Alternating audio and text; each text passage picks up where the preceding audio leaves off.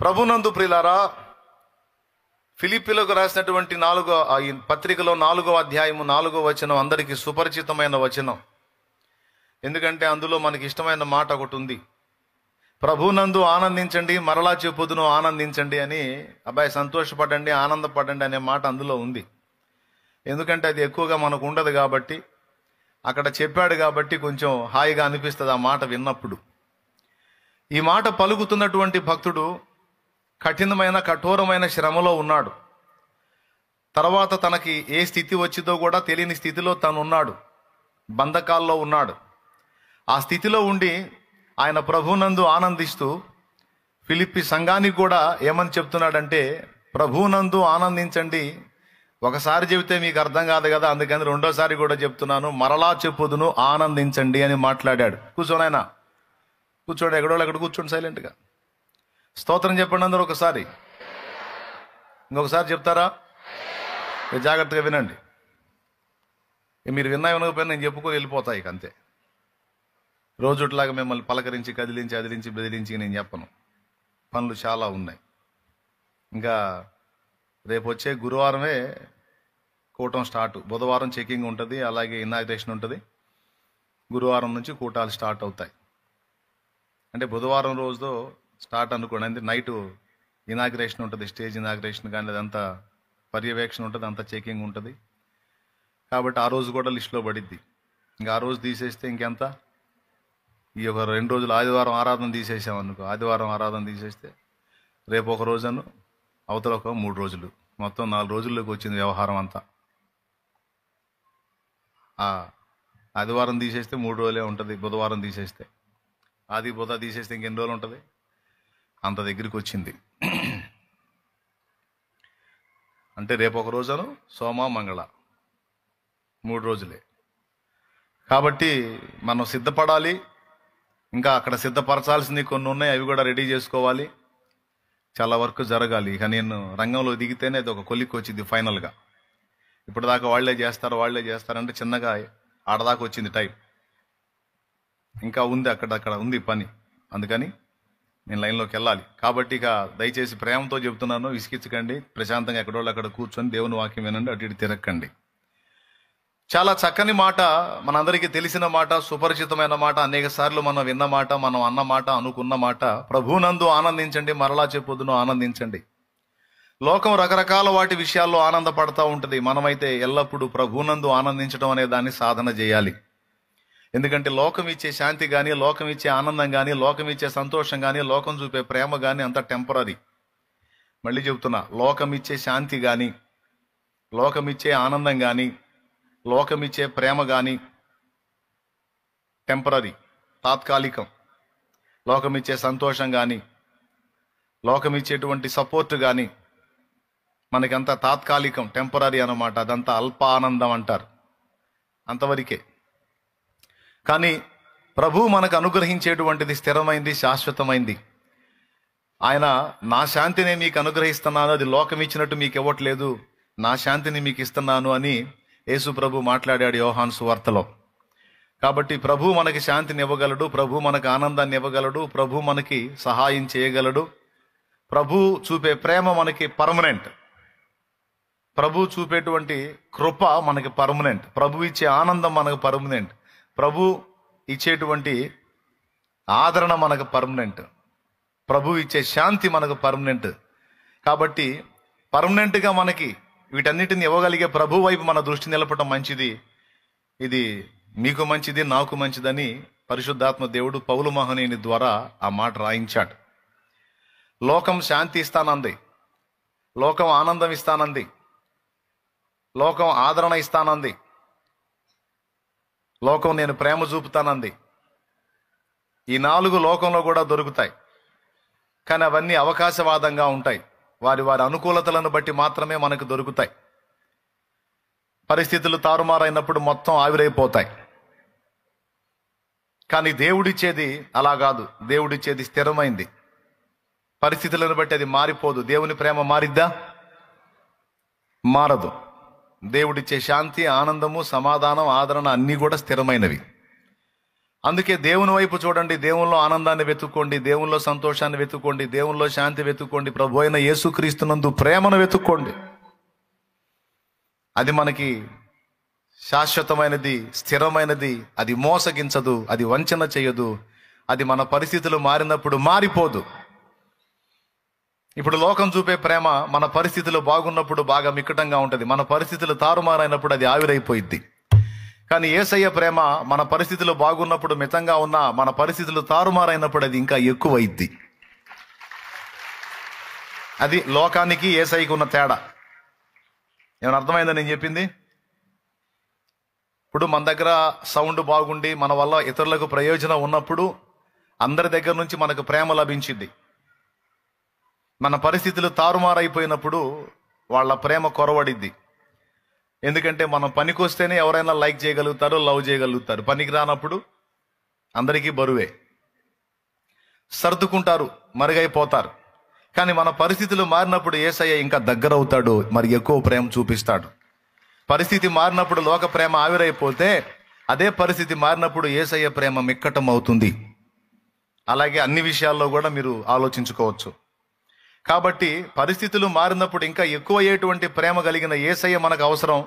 ఆయనతో మన అనుబంధం స్థిరం, శాశ్వతం. కాబట్టి లోకములో ఆనందం, లోకంలో శాంతి, లోకంలో ఆదరణ, లోకంలో ప్రేమని వెతకడం రైట్ కాదు. మన యేసయ్యలోనే ఈ 4 వెతుక్కోవటం మనకి ఎంతైనా ఉత్తమం. ఈ 4 విడగొట్టి ధ్యానిస్తే ఒక అంశం, తెలివైన వాళ్ళు రాసుకుంటే దేవునికి స్తోత్రం. అర్థమైందా? ఈ 4 విషయాలు విడగొట్టి రాసుకుంటే ఇది ఒక అంశం. లోకం ఆనందాన్ని ఇస్తుంది, 1. లోకం ప్రేమ చూపిద్ది, 2. లోకం శాంతిని ఇస్తుంది, 3. లోకం కూడా ఆదరణ ఇస్తుంది, 4. కానీ లోకం ఇచ్చే శాంతి ఎంతవరకు? సినిమా హాల్కి పోతే 3 గంటలు సినిమా చూస్తాడు, లేకపోతే మద్యపానం షాపుకి వెళ్తే తాగాడంటే ఒక నైట్ అంతా నిద్రపోతాడు ప్రశాంతంగా. కానీ తెల్లారిన తర్వాత మళ్ళీ అశాంతి స్టార్ట్ అయ్యిద్ది వాడికి. సినిమా చూసిన 3 గంటల సేపు వాడికి ప్రశాంతంగా ఉన్న, అయిపోయిన తర్వాత అశాంతి స్టార్ట్ అయ్యిద్ది. ఓకే? కాబట్టి లోకం ఇచ్చింది శాంతి, అది స్థిరమైంది కాదు, అల్పమైంది. కానీ యేసయ్య మనకు తోడై ఉన్నాడు అన్న ఒక విషయాన్ని మనం విశ్వసించగలిగితే, యేసయ్య ద్వారా మన హృదయంలోకి ఏర్పడేటువంటి శాంతి ఎంత స్థిరం అంటే అది పెను తుఫానులు లాంటి శోధనలు వచ్చిందా మనం లెక్క చేయకుండా ఢీ కొట్టడానికి ఉపయోగపడుద్ది. అది మారదు. మందేసుకొని తాగుబోతాడు నిద్రపోతే ఆ మత్తు ఉన్నంత వరకు వాడికి ఏమర్థం కాదు, అది దిగిన తర్వాత మళ్ళా బాధలేగా. కాబట్టి అది లోకం ఇచ్చే శాంతి అల్పమైంది. కానీ యేసయ్య నందు విశ్వాసము ద్వారా యేసు నుండి మనం పొందే శాంతి పెను తుఫానులో కూడా ప్రశాంతతనిస్తుంది. తెల్లవారితే శిరఛేదం అయిద్దో, ఉరి తీయబట్టమైద్దో, ఖడ్గం చేత చంపబడటం అయిద్దో తెలియదు పేతురికి. తెల్లవారితే రేపటి రోజున శిక్ష విధింపబడిద్ది అనే సంగతి తెలిసినప్పుడు ఈ నైట్ ఎవరైనా నిద్రపోతారా? కానీ మీరు అపోస్తల కార్యం 12 ఇంటికి వెళ్ళి చూసుకోండి, స్పీడ్గా తీయగలిగితే ఇప్పుడే చూసుకోవచ్చు. అక్కడ ఏం రాస్తుంటుందో తెలుసా?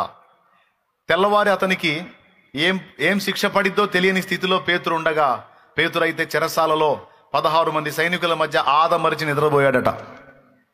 నిజంగా ఎంత నిద్రపోయాడంటే దేవదూత వచ్చి అతన్ని తట్టి లేపి తీసుకెళ్లి బయటికి విడుదల చేసినా కూడా దర్శనం అనుకుంటున్నాడు, కళ అనుకుంటున్నాడు, కానీ రియల్గా దూత వచ్చి తీసుకెళ్లాడన్న సంగతి తెలియదు ఆయనకి. అసలు అంత గాఢ నిద్ర ఎట్లా పట్టింది ఆయనకి? తెల్లారితే సావు మూడిందన్న సంగతి తెలిసి కూడా ఎట్లా నిద్రపోయాడు? అదే యేసయ్య ఇచ్చే శాంతి అంటే. ఎందుకు అంత శాంతి వచ్చింది, ఎందుకు అంత రిలాక్స్ వచ్చింది, ఎందుకు అంత నిద్రపోగలిగాడంటే పేతురుకు తెలుసు, నా ప్రభు సెలవు లేకుండా నన్ను ఎవడో ఏమీ చేయలేడు.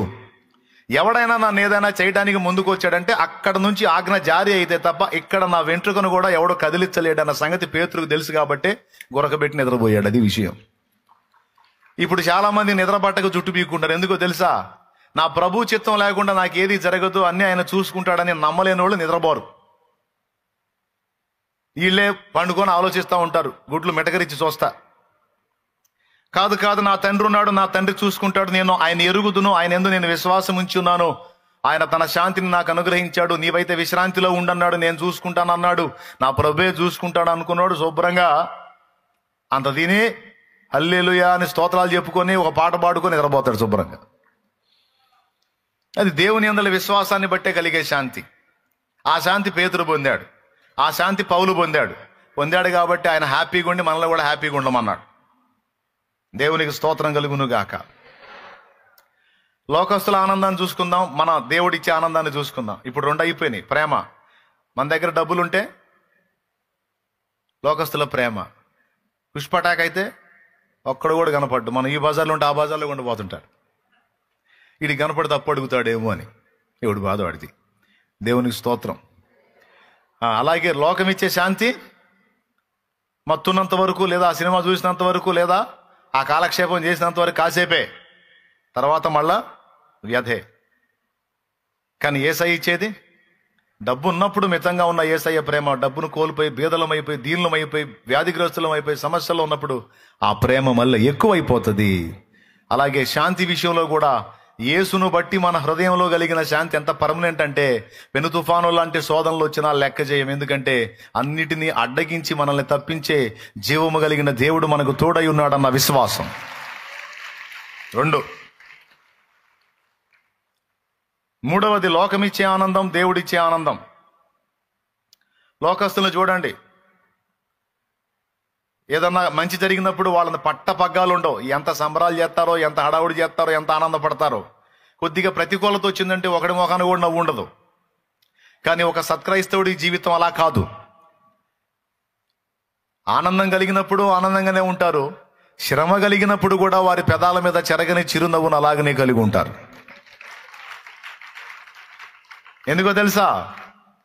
శ్రమ కలగక ముందు దేవుడు ఉన్నాడు, శ్రమ కలిగినప్పుడు కూడా మరి నిశ్చయముగా నా దేవుడు ఉన్నాడన్న విశ్వాసాన్ని బట్టి వారు ఆనందాన్ని కోల్పోరు, మనశ్శాంతిని కోల్పోరు, విశ్రాంతిని కోల్పోరు.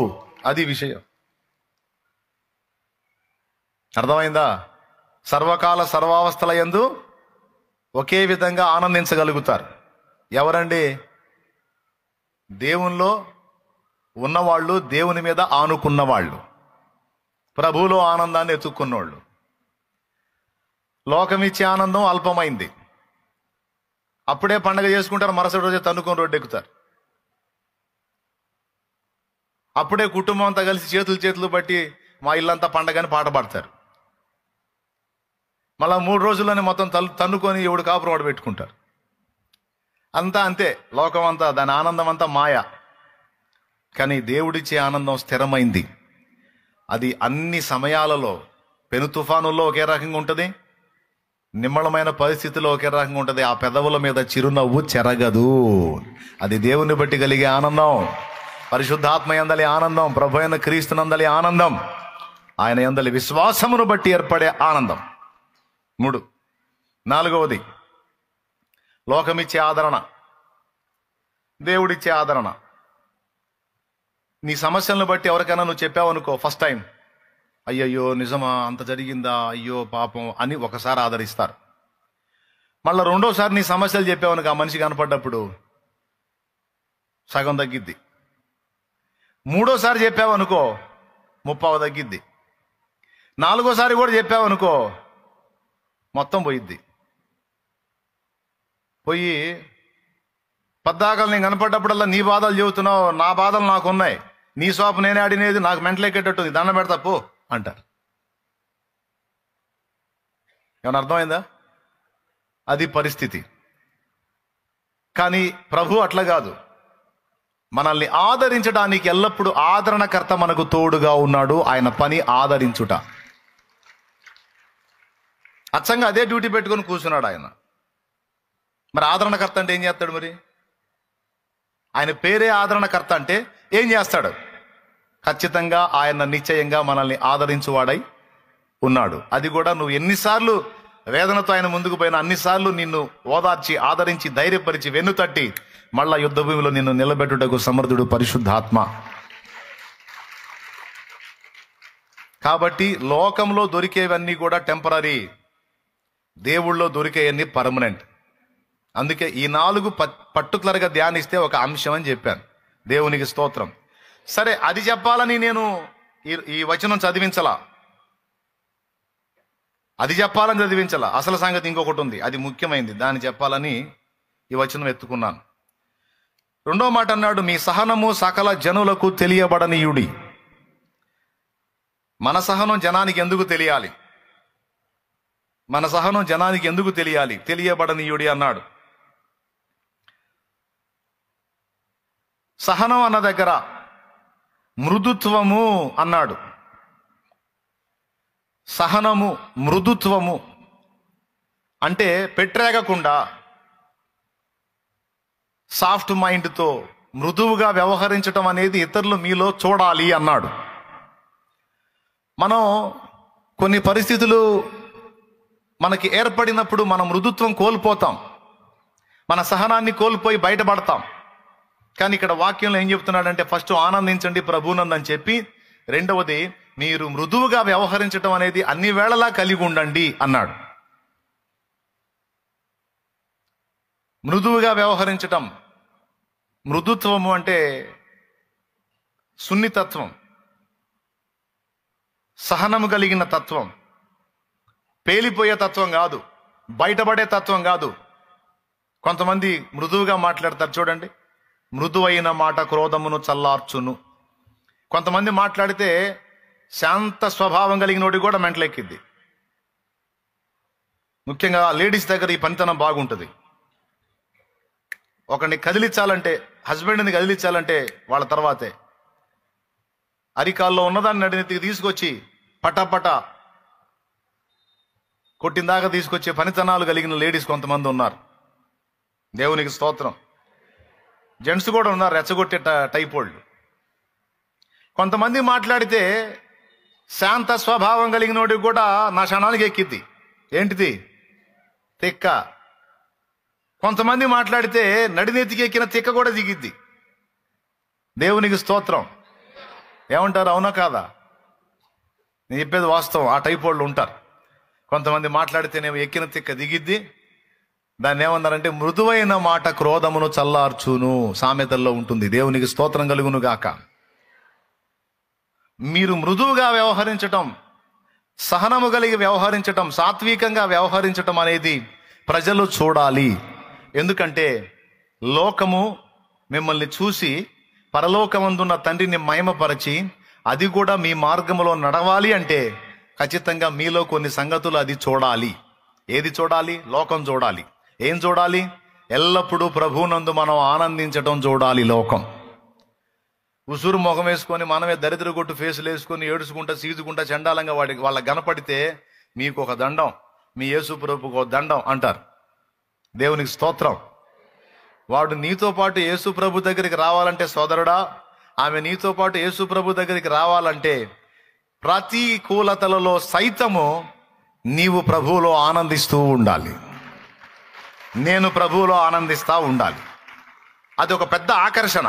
నేను చెబుతున్నా, అంతకు మించిన ఆకర్షణ ఇంకోటి లేదు. అనుకూలతలలోనూ ప్రతికూలతలలోనూ నువ్వు ప్రభువును బట్టి సంతోషంగా కానీ, నెమ్మదిగా కానీ, ఆనందంగా కానీ, ఆదరణగా కానీ నువ్వు లోకానికి కనపడితే వాడికి అది కోటి వరహాల ప్రశ్న.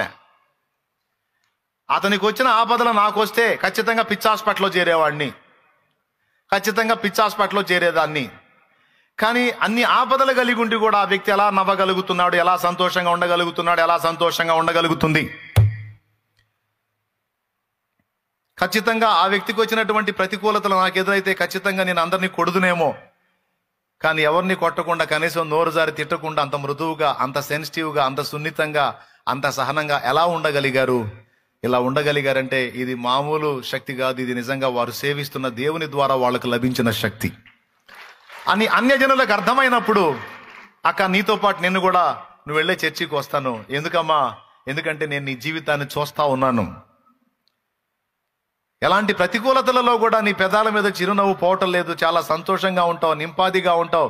నీకున్న సమస్యలు 24 ఉంటే వాటన్నిటిని పక్కన పెట్టుకొని మాలాంటి వాళ్ళ సమస్యలను ఆదరిస్తూ ఉంటావు, ధైర్యపరుస్తూ ఉంటావు, వెన్నుతడతా ఉంటావు, నిబ్బరపరుస్తూ ఉంటావు.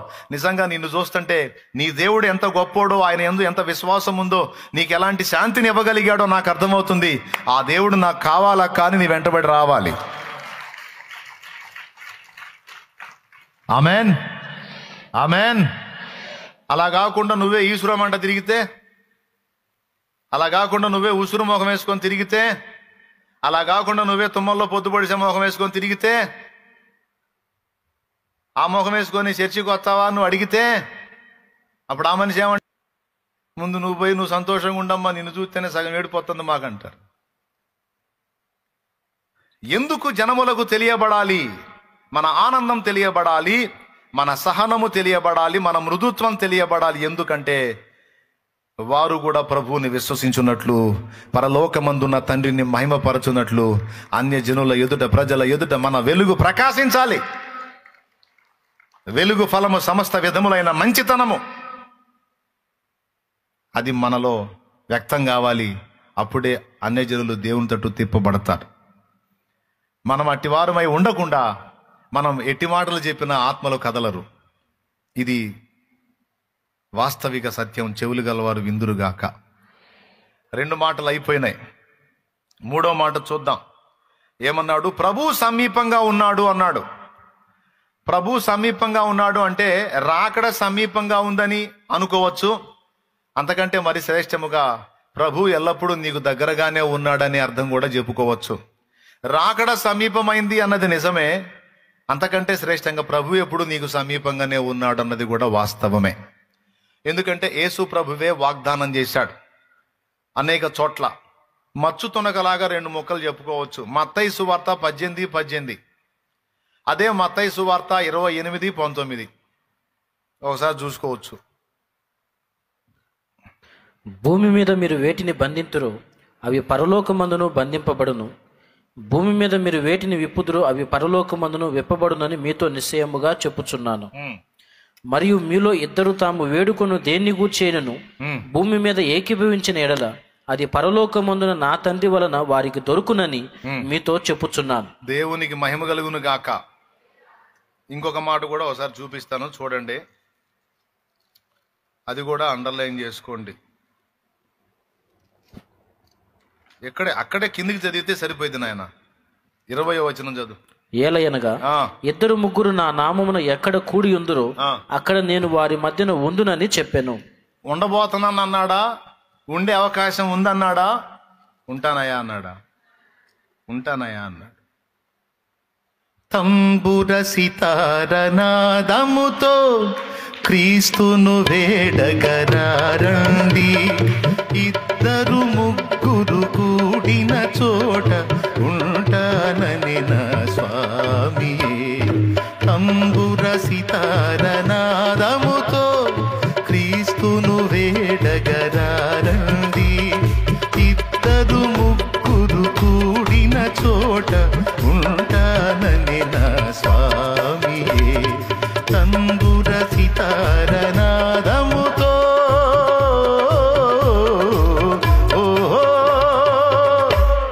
దేవునికి స్తోత్రం. ఇక్కడ ఏమని వాగ్దానం చేశాడు?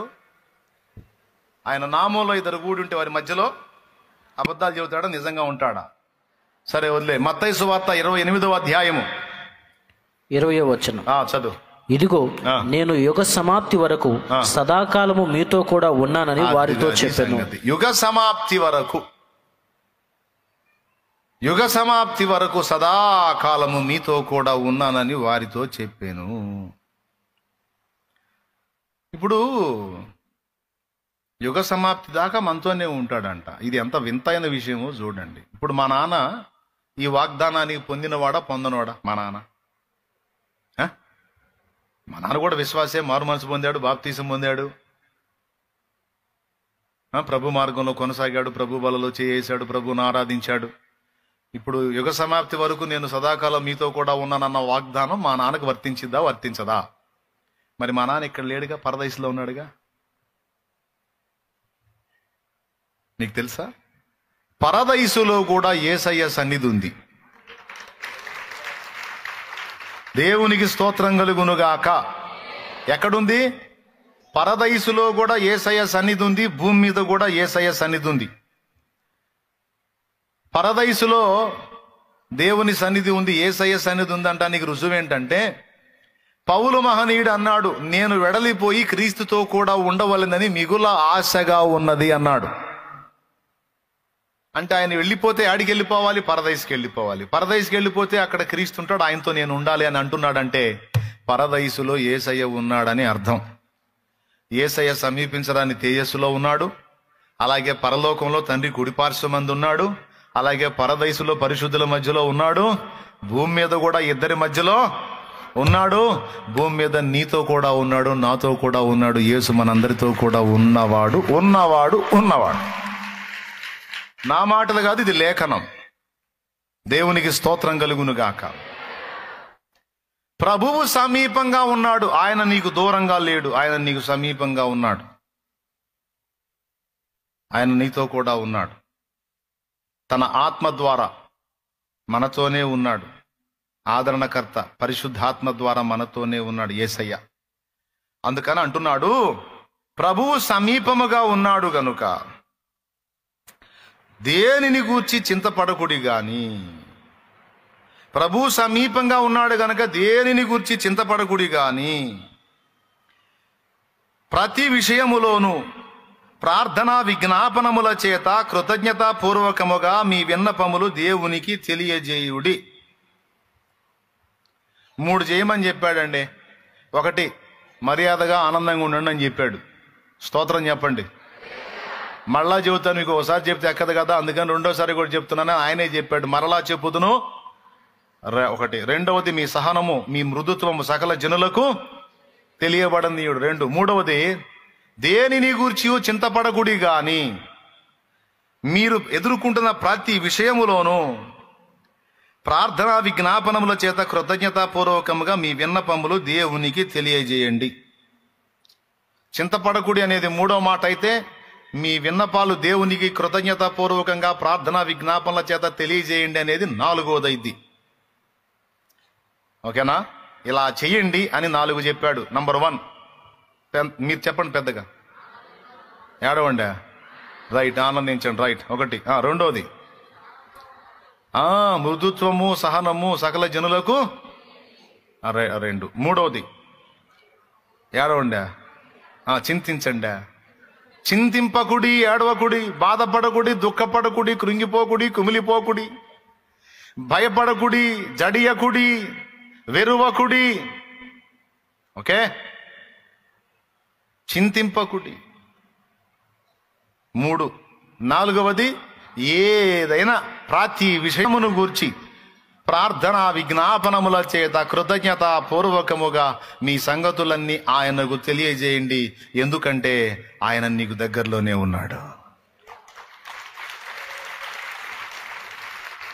ఆయన నీకు దగ్గరలోనే ఉన్నాడు, నీతోనే ఉన్నాడు, నీ ప్రక్కనే నడుస్తున్నాడు.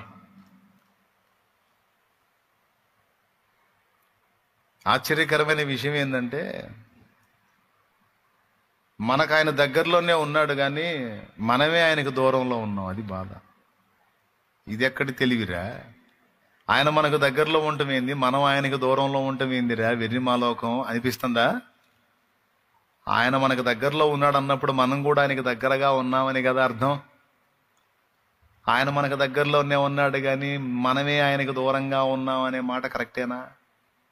భాషా ప్రకారం తప్పు కదా. అంటే నేను చెప్పే అర్థం ప్రకారం రైటే అవుతుంది. ఆయన మనతోనే ఉన్నాడు, మనకు సమీపంగా ఉన్నాడు కానీ మన హృదయములు ఆయనకు దూరంగా ఉన్నాయి. అర్థమైందా? అందుకే యేసు నీ కోసం వెతికే నా ప్రాణం అని పాడుకున్నా కొన్ని సంవత్సరాల క్రితం. యేసు నీ కోసం వెదికే నా ప్రాణం, నా తండ్రి నీ కోసం ఈనారాటం. యేసు నీ కోసం వెదికే నా ప్రాణం, నా తండ్రి నీ కోసం ఈనారాటం. కాలాలు మారిపోతున్నా, నీకు చేరువక లేకున్నా, నా సమీపానను నిలుచున్నా, నిన్ను చేరలేకపోతున్నా.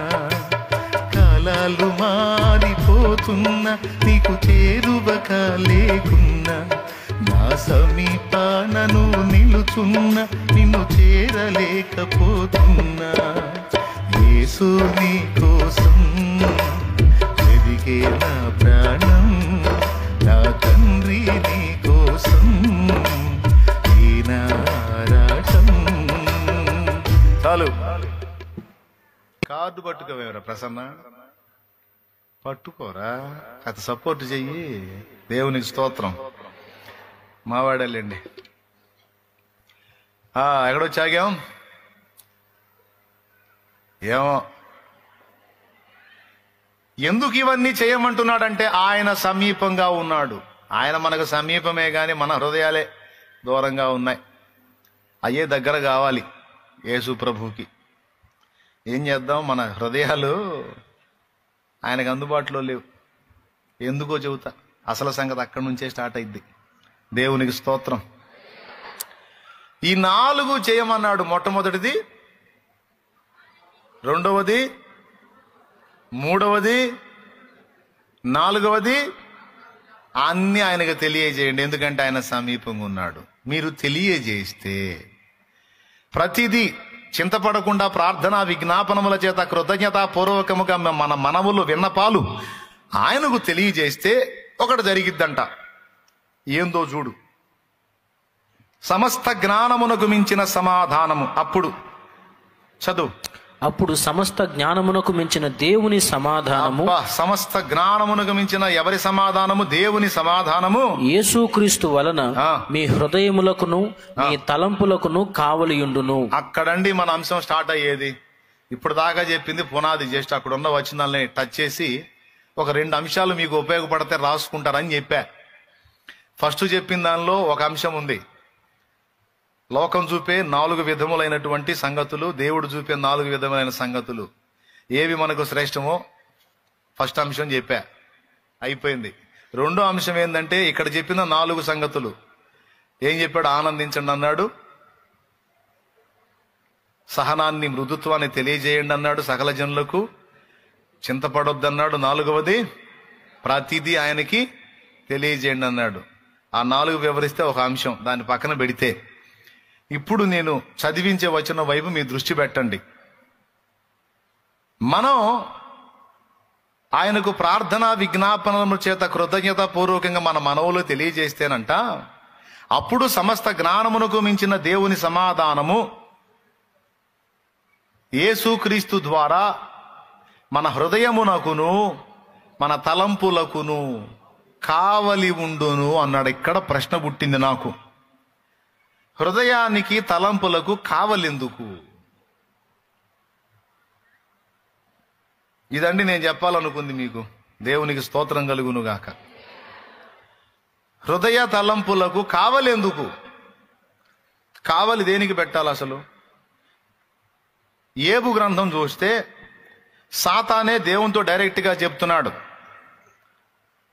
ఏబు ఊరకనే నీతిమంతుడాయనా, నీవు అతనిని ఆశీర్వదించుట చేతనే అని ఓ మాట అన్నాడు. నీవు అతనికిని అతని ఇంటి వారికిని అతని కలిగిన సమస్తమునకు నువ్వు చుట్టూ కంచె వేసితివి కదా అన్నాడు. ఇప్పుడు చెప్పండి, ఎన్నిటికి కంచె వేయబడింది? అతనికి అంటే పర్సనల్ గా వ్యక్తిగతంగా మనకి చుట్టూ దేవుని కాపుదల. కంచె అంటే కాపుదల అండి.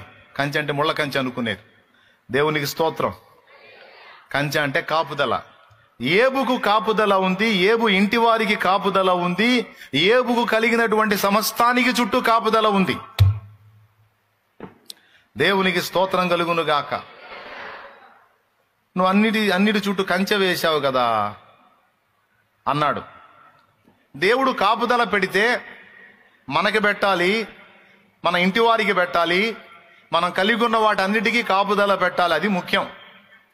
ఇదేందండి హృదయ తలంపులకు కావలి అంటాడు, దానికి కాపలా ఎందుకు? అది కూడా ఏమిటట? సమస్త జ్ఞానమునకు మించిన దేవుని సమాధానమట. సమస్త జ్ఞానమునకు మించిన దేవుని సమాధానము మన హృదయము యొక్కయు తలంపుల యొక్కయు వాటికి కావలి ఉంటుందట, కాపలా పెడతాడంట. ఎందుకు ఇది అవసరం అన్న ఒక చిన్న ప్రశ్నకు సమాధానం చెప్పి నేను మాయమవుతాను. దేవునికి స్తోత్రం కలుగునుగాక. హల్లెలూయా. పెద్దగా చెప్పండి. మరలా మీరు నన్ను వెతకవద్దు అంటే షెడ్ వెనక్కి వచ్చి మీరు నన్ను వెతుకటం మొదలు పెడతారు కదా. అందుకని మీరు నన్ను వెతకవద్దు, మర్యాద కాదు, కూటాలు దగ్గరికి వచ్చినాయి, ముందే చెబుతున్నా. ఓకేనా? దేవునికి స్తోత్రం. ఇప్పుడు ఆ పాయింట్ చూద్దాం. విచిత్రమైన విషయం ఏంటంటే అసలు కాపుదల కావాల్సిందే. వాటికి కాపుదల అనేది కావాల్సిన కొన్ని ముఖ్యమైనవి సెన్సిటివ్ పాయింట్స్ కొన్ని ఉన్నాయి. వాటిల్లో ఒకటి హృదయము, దాని యొక్క తలంపులు. వాటికి కాపుదల అవసరం. ఎందుకు అవసరమో చెప్తా. ఆదికాండం 6వ అధ్యాయం ఒకసారి తీసుకోండి. ఆదికాండం 6వ అధ్యాయం ఒక్కసారి తీసుకోండి. తీసుకున్నారని అనుకుంటున్నాను. 5వ వచనం చూడండి. నరుల చెడుతనము భూమి మీద గొప్పదనియు వారి హృదయము యొక్క తలంపులలోని ఊహ అంతయు ఎల్లప్పుడూ కేవలము చెడ్డదనియు యెహోవా చూచి. దేవునికి స్తోత్రం కలుగును గాక. జస్ట్ పేజీ తిప్పండి. 9వ అధ్యాయం చూడండి.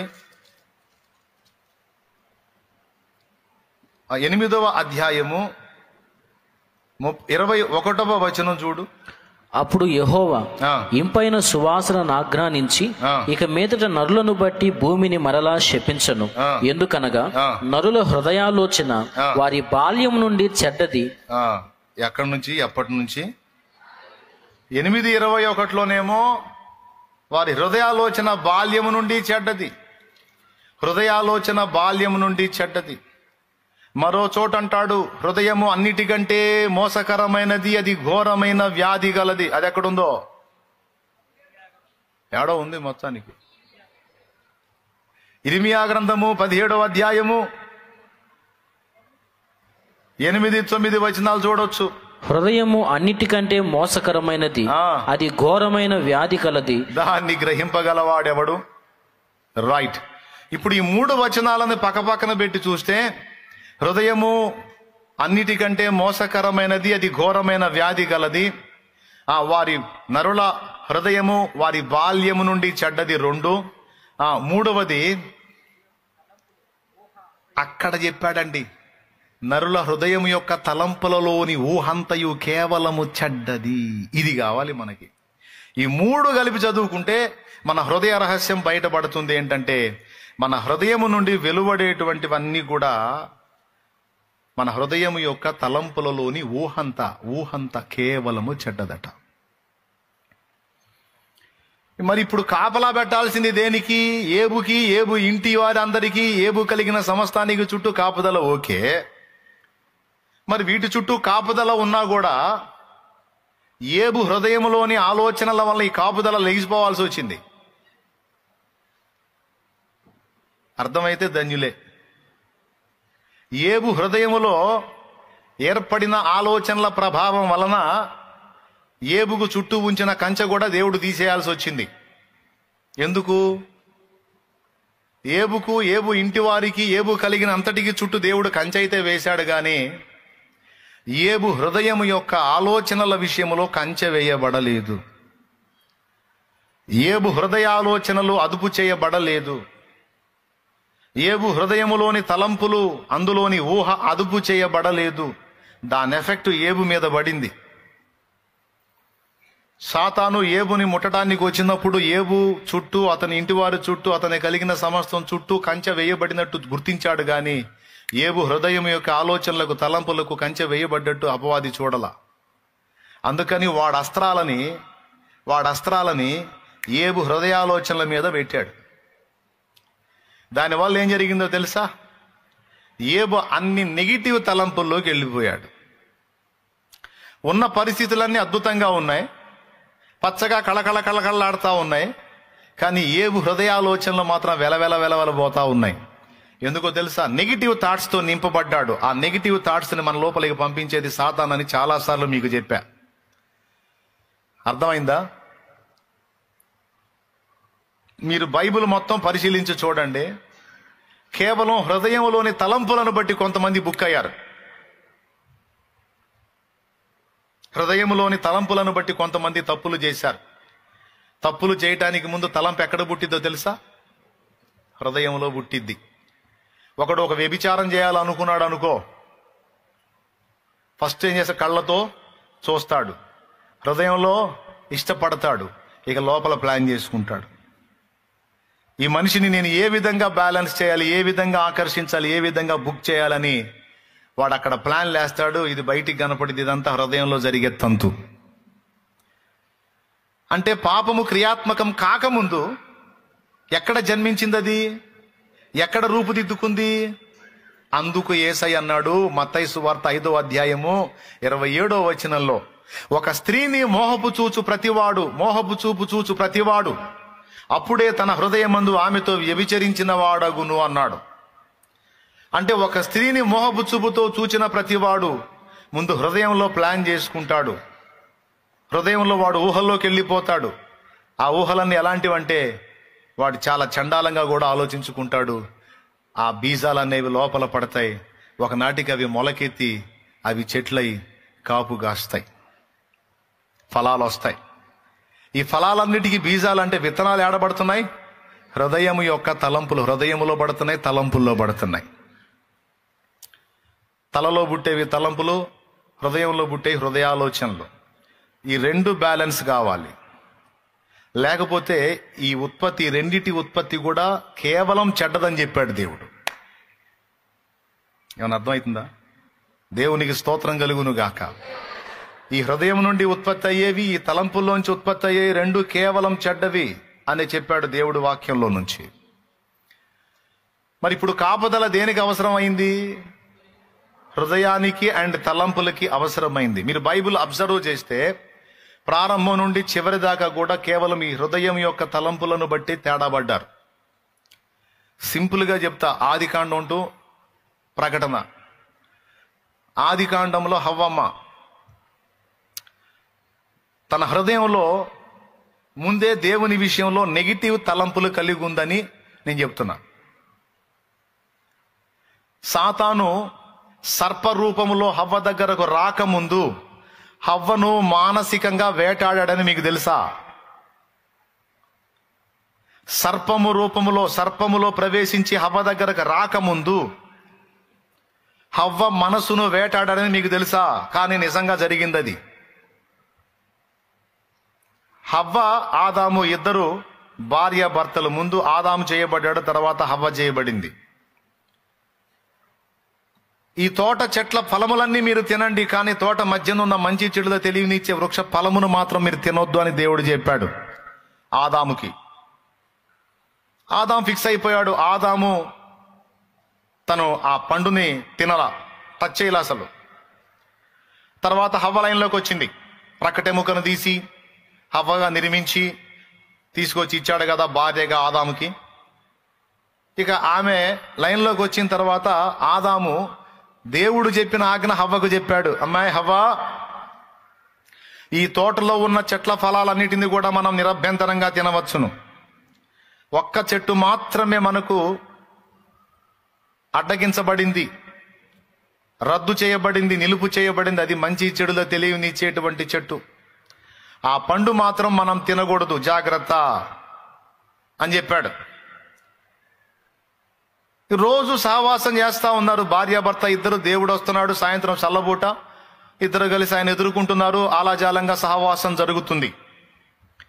దేవుడు చాలా మంచివాడుగా కనిపిస్తున్నాడు ఆదాం హవ్వలకి. కానీ హవ్వ మనసులో ఒక్కటి ఉంది, ఇంత మంచి దేవుడు, ఇంత గొప్ప దేవుడు, ఇంత ప్రేమ కలిగిన దేవుడు, అది ఎందుకు తినొద్దు అన్నాడు అనే బాణాన్ని ఈడు కొట్టాడు. అది తింటే ఏదో మాకు ఏదైనా ఉపయోగం ఉందేమో ఆయన అంటే చెప్పాడు, అది తిను జనమన మీరు చచ్చేదరని చెప్పాడు. ఎందుకు అంత భయం పెట్టాడు? ఒకవేళ అది తింటే మేము గొప్పోళ్ళం అయిపోతామేమో. అవుతుండొచ్చు కదా, అలా అయి ఉండొచ్చు కదా. దేవుడంతా బాగానే ఉన్నాడు, కానీ ఈ ఒక్క ఆజ్ఞ పెట్టకపోతే సూపరో. కానీ ఈ ఒక్క ఆజ్ఞ పెట్టి కొంచెం కొద్దిగా అరమరిగా పెట్టుకున్నాడే దేవుడు. ఈ తలంపు ఎవరిలో వచ్చింది? హవ్వలో వచ్చింది. ఏ అభిప్రాయం వచ్చింది? ఆదాముకున్న సదభిప్రాయం దేవుని విషయంలో హవ్వకు లేదు. ఎందుకో చెప్తా. షాలేము రాజన్న మంచోడు కాదు అనే అభిప్రాయం నీ దగ్గర ఉందనుకో,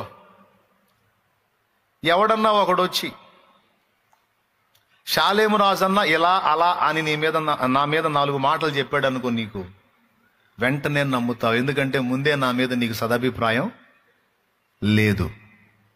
అట్లా కాకుండా ముందే నా మీద నీకు సదభిప్రాయం ఉందనుకో, ఎవడన్నా వచ్చి షాలేము రాజన్న అలా ఇలా అని 4 మాటలు చెబితే చెప్పు తీసుకొని కొడతాను, ఇంకోసారి నాకు కనపడ్డావంటే పో, ఎవడరా నువ్వు, మా అన్న ఏందో మాకు తెలుసా, అసలు ఎవడమ్మన్నా నేను ఇంటికి వెళ్ళి బయటకు పోయి మాట్లాడు అంట.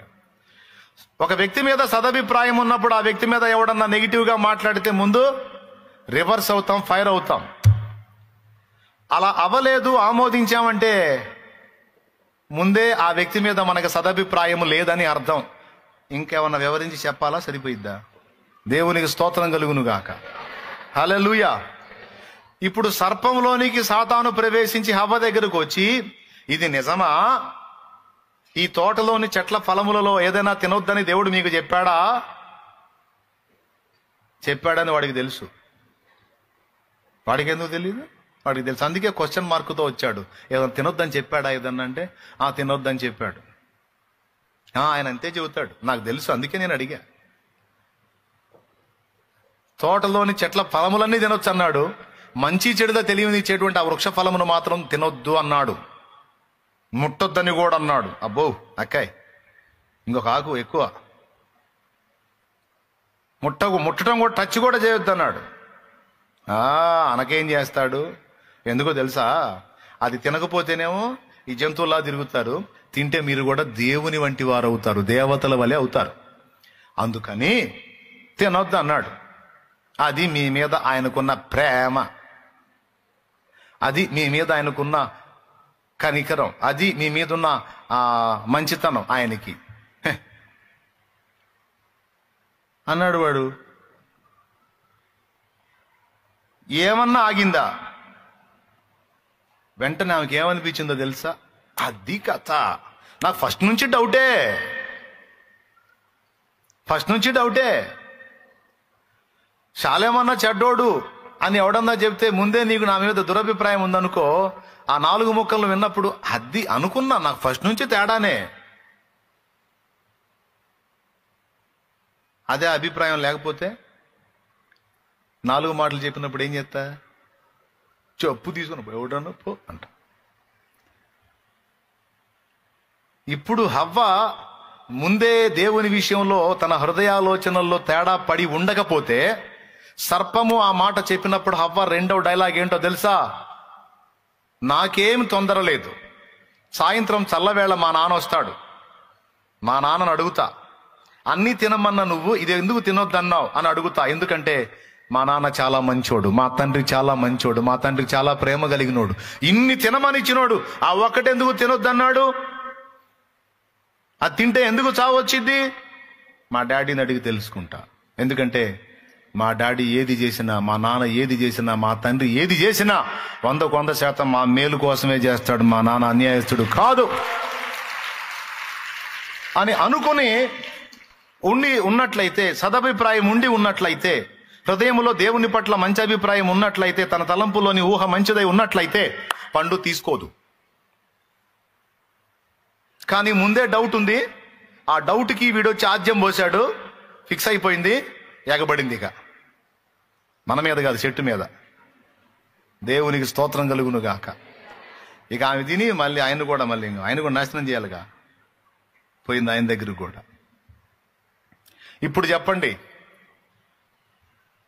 వేటాడా లేదా అంటే, ముందు దేవుడి పట్ల నెగిటివ్ థాట్స్ వచ్చేటట్టు ఫస్ట్ వాడు మనసును వేటాడి ఆ తరువాత ఇక భౌతికమైన వ్యవహారానికి వస్తాడనమాట. అసలు ఫస్ట్ వేట అనేది మనస్సులో జరిగిద్ది, అంటే హృదయములో జరిగిద్ది, తలంపులలో జరిగిద్ది. వాడి వేట ఫస్ట్ డైరెక్ట్గా భౌతికంగా రాడు. భౌతికంగా రావాలంటే దేవుడు పర్మిషన్ ఇవ్వాలి, అది లాజిక్. దేవుడు పర్మిషన్ ఇవ్వాలంటే ముందు నువ్వు తలంపుల్లో, హృదయంలో డిస్టర్బ్ అయి ఉండాలన్నమాట. డిస్టర్బ్ అవుతే దాన్ని పట్టుకొని పోయి అదిగో ఆ మనిషి హృదయంలో ఏం విశ్వసిస్తుందో చూడు, ఆ తలంపుల్లో ఏమనుకుంటున్నాడో చూడు, నేను అవి చేయబోతున్నా, నీకేమన్నా అభ్యంతరమా అంటాడు. ఇక దేవుడు తలుపులు తీయాల్సిందే. అంటే ఇది ఎలాంటిదో తెలుసా? వాడు నీకు వెలపట్టుండి నెగిటివ్ థాట్స్ అనే తలంపులని, వ్యతిరేకమైన తలంపులని హృదయంలోకి వేసి అవి నువ్వే ఆలోచించేటట్టు చేసి నీ చేతులతోనే నీకు నిప్పు పెట్టుకునేటట్టు వాడు చేస్తున్నాడన్నమాట. అర్థమైందా? ఎంతమందికి అర్థమైంది? ఇప్పుడు చెప్పండి, కాపుదల అసలు ఎక్కడ ఉండాలి? రైట్, చురుగ్గా ఉన్నారండి, బాగానే వింటున్నారు. కాపుదల ఎక్కడ అవసరం? హృదయానికి, తలంపులకి. హృదయానికి, తలంపులకి కాపుదల అవసరం. ఇలా ఈ కాపుదల లేనందున ఇక్కడ అపవాది చేతికి చిక్కి హవ్వ దగ్గర నుంచి ప్రతి మానవుడు దెబ్బతింటానే వచ్చాడు. హవ్వ దగ్గర నుంచి ప్రతి మానవుడు డిస్టర్బ్ అవుతానే వచ్చాడు. అసలు ఇదంతా ఎందుకు? ఈ మానవ జాతికి ముందు సృష్టించబడినటువంటి దేవదూతలు జాతి, ఆ దేవదూతల్లో అగ్రగణ్యులుగా గుర్తింపబడిన కెరూబుల జాతి, ఆ కెరూబులలో కూడా అగ్రగణ్యుడిగా గుర్తింపబడిన వాడు అగ్ని రాళ్ల మధ్య సంచరించుచున్నటువంటి కెరూబు, వాడే లూసిఫర్. వాడి హృదయాలోచనల ద్వారా చెడిపోయాడట. యెషయా గ్రంథము 14వ అధ్యాయము 12వ వచనం నుంచి చదువు. నీ హృదయములో నీవు అనుకుంటివి కదా అంటాడు చూడు. తేజో నక్షత్రమా, వేకువ చుక్క, నీవెట్లు ఆకాశము నుండి పడితివి, జనములను పడగొట్టిన నీవు నేలమట్టు వరకు ఎట్లు నరకపడితివి. నేను ఆకాశమునకు ఎక్కిపోయేదను, దేవుని నక్షత్రములకు పైగా నా సింహాసనమును హెచ్చింతును, ఉత్తర దిక్కునున్న సభాపర్వతం మీద కూర్చుందును, మేఘమండలం మీద కెక్కుదును, మహోన్నతునితో నన్ను సమానుడిగా చేసుకొందును అని నీవు మనసులో అనుకుంటివి కదా. మనస్సులో, బయటికి అనలా. ఇదంతా స్కెచ్ మనసులో గీసుకున్నాడు, హృదయంలో, ఆలోచనల్లో, తలంపుల్లో గీసుకున్నాడు. ఆ గీసుకున్న ఆ తలంపులకే కేసు రాశాడు దేవుడు. ఇలా అనుకున్న నువ్వు అలా ఎందుకు అయ్యావురా? ఇప్పుడు నేల మట్టుకు నరకబడి పాతాళమునకు త్రోయబడ్డావు, నరకములో ఒక మూలకు నెట్టబడితివే. చూడడి, వాడు అవన్నీ చేశాడా, జస్ట్ అనుకున్నాడా? అనుకున్నాడు. రైట్. బబులోను రాజైన నెబుకద్నెజరు వాడు కోట ప్రాసాదం మీద తిరుగుతూ ఏమనుకున్నాడు? ఆహా, ఈ బబులోను సంస్థానం, ఈ రాజకోట వైభవం అంతా నా మహిమ గదా అనుకున్నాడు. మనసులో అనుకున్నాడంట పాపడు, బయటికి కూడా. ఈ తలంపులు ఏడబుట్టినాయి? హృదయంలో, మనస్సులో తలంపులు పుట్టినాయి. పుట్టినందుకు గాను స్వరం వినబడింది. చదువుకోవచ్చు, ప్రాబ్లం ఏం లేదు. ఏడబుట్టింది ఇప్పుడు? వీడికి ఏడబుట్టింది తెగులు? మీకు దండం పెడతా, పెద్దగా చెప్పండి. హృదయంలో అనండి, మనసులో అనండి, తలంపుల్లో అనండి. హృదయంలో నుంచి ఆలోచనలు వస్తాయి, తలంపుల్లోంచి, మనసులో నుంచి కూడా ఆలోచనలు వస్తాయి. హృదయాలోచనలు అంటారు, మనసు యొక్క ఆలోచనలు అంటారు, తలంపుల్లో ఆలోచన అంటారు. అన్ని అన్నదమ్ములు అనుకోండి, మొత్తం కలిపి దాదాపు ఒకే అర్థంతో కూడినవి. హృదయం యొక్క తలంపులు, మనసు యొక్క తలంపులు. వాడు మనసులో అనుకున్నది కేసు అయింది. ఒక స్త్రీని మోహపు చూపుతో చూసి వాడు ఎక్కడ చూశాడు? హృదయంలో చూశాడు. హృదయంలోనే వ్యభిచారం చేసినట్టు కేసు రాశాడు. స్తోత్రం. చెయ్యలేదుగా అనుకున్నాడు అంతే. ఒరే పిచ్చోడ, ఇక్కడ అనుకున్నాడంటే తర్వాత వాడు చేసే పని అదేరా. ఎట్టి పరిస్థితుల్లో వాడు చేస్తాడు. అందుకే ముందు హృదయం యొక్క తలంపులే కంట్రోల్లో ఉండాలి. నెబుకద్నెజరు స్టోరీ చూద్దాం, తీయండి, చూడండి, ఒకసారి చూడండి, ఏం నష్టమేం లేదు. దానియేలు గ్రంథము 4వ అధ్యాయము. ఇక అదేదో వచ్చిన దేవులు ఆడుకోండి. 21, 31, 30 చదువు. తొందరగా చదువు. రాజు బబులోనును ఈ మహా విశాల బబులోనను ఈ మహా విశాల పట్టణమున బలాధికారమును నా ప్రభావ ఘనతను కనపరచుటకై నా రాజధాని నగరముగా నేను కట్టించినది కాదా అని తనలో తాను అనుకోనేను. ఎక్కడ అనుకున్నాడు? తనలో తాను అనుకున్నాడు. దీన్ని ఏమని కేసు రాశాడో తెలుసా? మనస్సున గర్వించిన వాడై. కేసు రికార్డ్ అయిపోయింది, ఎఫ్ఐఆర్ నమోదు అయిపోయింది. దేవునికి స్తోత్రం కలుగునుగా. జస్ట్ మనసులో అనుకున్నాడు, తనలో తాను అనుకున్నాడు. బయట ఎవడికి చెప్పను కూడా చెప్పలా. మళ్ళీ ఆహా ఈ పట్టణం, ఈ వైభవం, ఆహా ఇదంతా అయిపోయిందా? ఆ తర్వాత ఏం జరిగిందో చదువు. రాజు నోట ఈ మాట ఉండగా ఆకాశము నుండి ఒక శబ్దము వచ్చెను. ఏదనగా, రాజుగా నెబుకద్నెజరు, ఇదే నీకు ప్రకటన, నీ రాజ్యము నీ యొద్ద నుండి తొలగిపోయెను. చదువు. తమ యొద్ద నుండి మనుషులు నిన్ను తరిమెదరు. ఒరే, ఏ మనుషులను చూసి నువ్వు అతిశయపడ్డ వాళ్ళు నిన్ను తరుముతారు. నీవు అడవి జంతువుల మధ్య నివాసము చేయుచు పశువుల వల్లే గడ్డి మేసెదవు. సర్వోన్నతుడగు దేవుడు మానవుల రాజ్యం పైన అధికారి అయి ఉండి తానెవనికి దానిని అనుగ్రహింప నిశ్చయించునో వానికి అనుగ్రహించునని నీవు తెలుసుకునే వరకు 7 కాలములు అనగా 7 సంవత్సరములు నీకు ఇలాగు జరుగునని చెప్పాను. అయిపోయింది. బుక్ అయ్యాడు. నిజంగా 7 ఏళ్ళు అతను అడవి జంతువుల మధ్యలో ఉంటాడు. గోళ్లు పెరుగుతాయి, జుట్టు పెరిగింది పిచ్చోడ్లాగా. తర్వాత వాడి పిచ్చి కుదిరిన తర్వాత, వాడి మనసు సరిచేయబడ్డ తర్వాత మళ్ళా రాజు అవుతాడని చెప్తాడు. ఊరక మనసులో అనుకున్నందుకు 7 ఏళ్ళు కేసు, 7 ఏళ్ళు శిక్ష పడింది వాడికి. జైలు శిక్ష పడ్డట్టు పడింది. STS కేసు పడిందంటే ఎన్నేళ్ళు పడుతుంది? మినిమం 7 ఏళ్ళు పడింది. దేవునికి స్తోత్రం, హల్లెలూయా. అట్లాంటి శిక్ష, అలాంటి టైప్ పడ్డది వీడికి, నెబుకద్నెజరు అనేవాడికి. చూడండి, బయటికి అన్నాడా? మనస్సున, నోట ఉండగానే.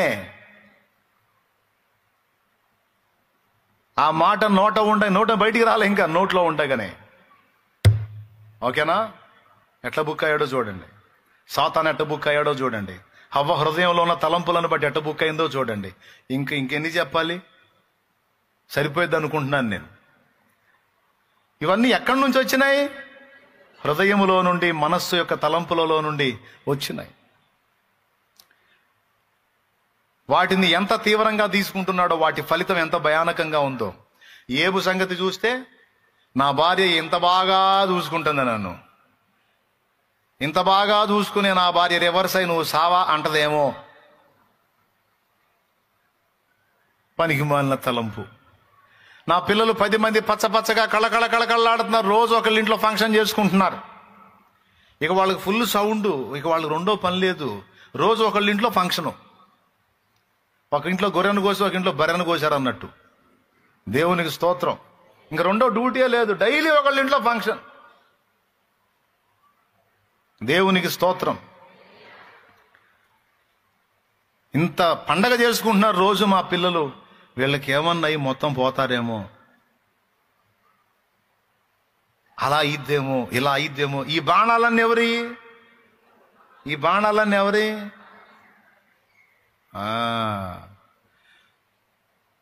గర్వపు ఆలోచనలు హృదయం యొక్కయు తలంపులలో నుంచే వస్తాయి. పాపపు ఆలోచనలు, రాసుకోండి మీకు దండం. గర్వపు ఆలోచనలు ఎక్కడి నుంచి వచ్చినాయి? హృదయం యొక్క తలంపులలో నుంచే వచ్చినాయి, మనసు యొక్క తలంపుల నుంచి వచ్చినాయి. పాపపు ఆలోచనలు యేసు ప్రభు చెప్పాడు పూర్తిగా. ఒకసారి చూడండి. పాపం ఒక తల్లి నాకు తడి చేసుకోవడానికి స్పాంజ్ది ఒకటి ఇచ్చింది. వాళ్ళ ఇంట్లో పెట్టి రోజు దూపం వేస్తున్నట్టున్నారు, ఏడబెట్టట్లా. చేతికి తడి చేసుకోవడానికి ఇచ్చింది. వాళ్ళు ఇట్లా నాకేం చేద్దాం? దేవునికి స్తోత్రం. అది పెట్టుకుంటే నోటితో ఎంగిల్ చేసే అవసరం ఉండదు. శుభ్రంగా నీట్గా పేపర్లు తిప్పుకోవచ్చు. ఏం చేద్దాం? నాకు దొరికిన వాళ్ళందరూ పిచ్చోళ్ళు దొరికారు. నేను ఒక పిచ్చోడిని, నాకు దొరికిన వాళ్ళు ఇంకా పిచ్చోళ్ళు. సరే, ఎక్కడికి వచ్చి ఆగాం? యేసయ్య చెప్పాడు చూడండి, తినేదాని వలన, తినేది మన కడుపులోకి వెళ్ళి మనల్ని అపవిత్రునిగా చేయదు. కానీ చూడండి 15వ అధ్యాయం, మత్తయి సువార్త 15వ అధ్యాయము 17వ వచనం చదువు. నోటిలోనికి పోవునదంతయు ఆ, కడుపులో పడి బహిర్భూమిలో విడవబడును గాని గాని నోట నుండి బయటికి వచ్చునవి హృదయములో నుండి వచ్చును. ఆ, ఇవే మనుషుని అపవిత్రపరచునని మీరు గ్రహింపరా? గ్రహింపరా? దురాలోచనలు అద్దుగా ఏమేమి వస్తాయో చూడండి. థ్యాంక్ యూ రా. అయ్యిరా, నీకు దండం పెడతా. అయ్యిరా. దురాలోచనలు, ఆ, నరహత్యలు, ఆ, వ్యభిచారములు, ఆ, వేశ్యాగమనములు, ఆ, దొంగతనములు, అబద్ధ సాక్ష్యములు, ఆ, దేవదూషణలు ఆ. హృదయములో నుండియే వచ్చును. అద్దుగో ఈ చెత్తంతా ఎక్కడి నుంచి వస్తుందయా? ఇప్పుడు చెప్పు, కాపుదల దేనికి కావాలి? అది దేవునికి స్తోత్రం కలుగును గాక. అసలు వీటన్నిటి ఉనికి పట్టులాగుంది అది. ఏమండి, ఇవన్నీ అక్కడి నుంచి వస్తున్నాయంట. ఏమేమి వస్తున్నాయి ఫస్ట్ చెప్పుకుందాం. గర్వపు ఆలోచనలు అక్కడి నుంచే పుడుతున్నాయి. పాపపు ఆలోచనలు అక్కడి నుంచే పుడుతున్నాయి. మూడవది, కీడు సంబంధమైన ఆలోచనలు కూడా అక్కడి నుంచే పుడుతున్నాయి. గమనించి చూడండి, మనకు మంచి ఆలోచనలు రావటం తక్కువ, దరిద్రపు ఆలోచనలు రావటం ఎక్కువ. ఎంతమంది ఒప్పుకుంటారో ఒప్పుకున్న వాళ్ళు చేతులు ఎత్తండి. శుభకరమైన ఆలోచనలు తక్కువ, శాపగ్రస్తమైన ఆలోచనలు ఎక్కువ. అవునా? ఎందుకో తెలుసా? అక్కడ మొలకెత్తితేనే మనం పెందలాడ ఒక దారి అయ్యేది. అందుకని వాడు గురి ఎక్కడ పెడతాడో తెలుసా? మన బాడీకి కాదు, హృదయానికి, ఆలోచనలకు పెడతాడు. క్రొత్త నిబంధనలో మనకు లభించిన ధన్యత ఏమిటంటే, నా ప్రభు అయిన యేసుక్రీస్తు ద్వారా మనకు లభించిన ధన్యత ఏంటంటే, మనము గాని ప్రతి సంగతిని గూర్చి ఆయనకు కృతజ్ఞతాపూర్వకంగా ప్రార్థన విజ్ఞాపనల చేత మన మనవులు ఆయనకు తెలియజేస్తే, అప్పుడు సమస్త జ్ఞానమునకు మించిన సమాధానం అంటే, సమస్త జ్ఞానం అంటే ఈ లోక జ్ఞానం, మనుష్య జ్ఞానం, దయ్యపు జ్ఞానం, సకల జ్ఞానములు, సైతాను జ్ఞానం, అన్ని జ్ఞానములకు మించిన దేవుని సమాధానము. దేవుని సమాధానము ఇక్కడ నిన్ను ఎఫెక్ట్ చేసేటువంటి సైతాను జ్ఞానం కావచ్చు, మనుష్య జ్ఞానం కావచ్చు, నీ సొంత జ్ఞానం కావచ్చు, దయ్యపు జ్ఞానం కావచ్చు, ఎన్ని విధములైన జ్ఞానములు ఉన్ననో వాటన్నిటికీ మించిన దేవుని సమాధానము యేసుక్రీస్తు ద్వారా మీ హృదయములకును మీ తలంపులకును కావలి ఉంటదట. దేవునికి స్తోత్రం కలుగునుగాక. యేసుక్రీస్తునందు నిత్య జీవమే కాదు మనకు లభించింది, యేసుక్రీస్తునందు నిత్య రక్షణ కూడా మనకు లభించింది. యేసుక్రీస్తునందు నీతిమత్వం లభించింది. యేసుక్రీస్తునందు పరిశుద్ధత లభించింది. ఏసే మన నీతి, ఏసే మన పరిశుద్ధత, ఏసే మన విమోచన, ఏసే మన జ్ఞానం, ఏసే మన రక్షణం. యేసునందు వీటన్నిటితో పాటు మనల్ని నాశనం చేసే మన హృదయ ఆలోచనలు, తలంపుల యొక్క వాటన్నిటికీ కూడా కాపుదల ఏర్పాటు చేయబడిందట. వాటికి ఎందుకు కాపుదల? హృదయాలోచనల కాపుదల ఎందుకు అంటే, అసలు డేంజర్ అంతా అక్కడే ఉంది కాబట్టి. అర్థమైందా?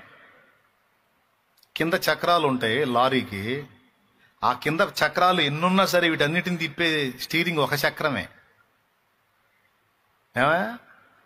ఈ ఒక చక్రం తిప్పితే చాలు. ఇక ఈ కింద 12 టైర్ బండి కావచ్చు, 14 టైర్ బండి కావచ్చు, లేకపోతే 16 టైర్ల బండి కావచ్చు, 24 టైర్ల బండి కావచ్చు, ఎంత పొడుగు బండి అయినా సరే 2 చక్రాలకు ఒక స్టీరింగ్ ఇస్తారేంది? ఒకటే స్టీరింగ్. అట్లానే మనిషి ఎంత పెద్ద శాలిటీ అయినా, 6 అడుగులు శాలిటీ అయినా, ఈ శాలిటీ మొత్తం కంట్రోల్ చేయబడేది చిన్నదైన హృదయము చేతనే. చిన్న చిన్న తలంపుల చేతనే. ఇది బాగుపడ్డా అక్కడొచ్చే ఆలోచనల వల్లనే, ఇది డ్యామేజ్ అయినా కూడా అక్కడ పుట్టేటువంటి ఆలోచనల వల్లనే. అందుకని ఇక్కడ ఏం అవకాశం ఇచ్చాడో తెలుసా?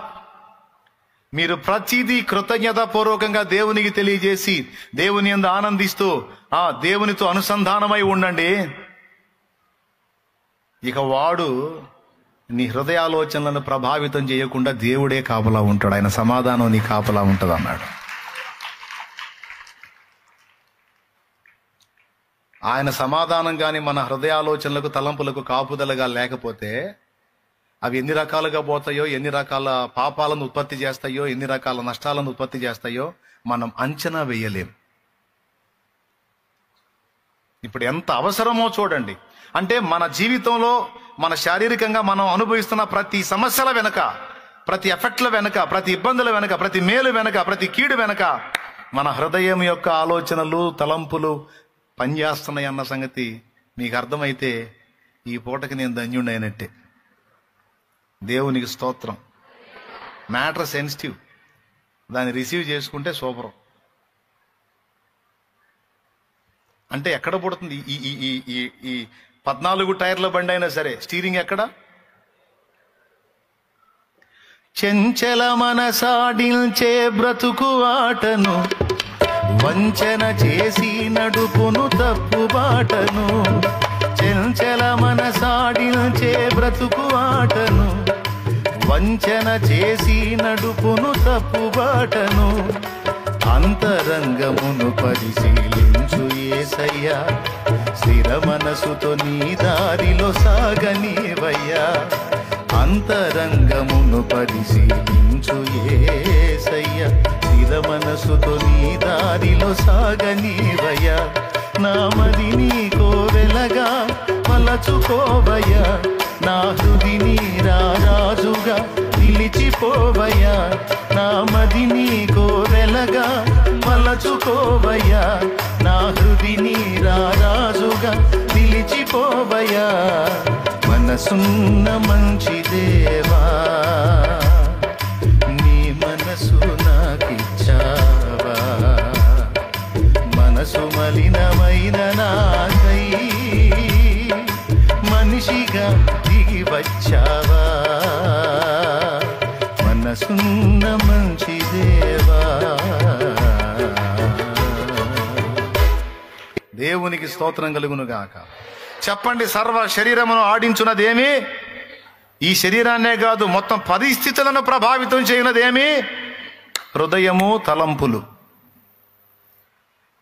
ఇవి మన లోపల పుట్టి మన బయట ఉన్న ప్రకృతిని కూడా కంట్రోల్ చేస్తాయంట. అది ఆశ్చర్యకరమైన విషయం.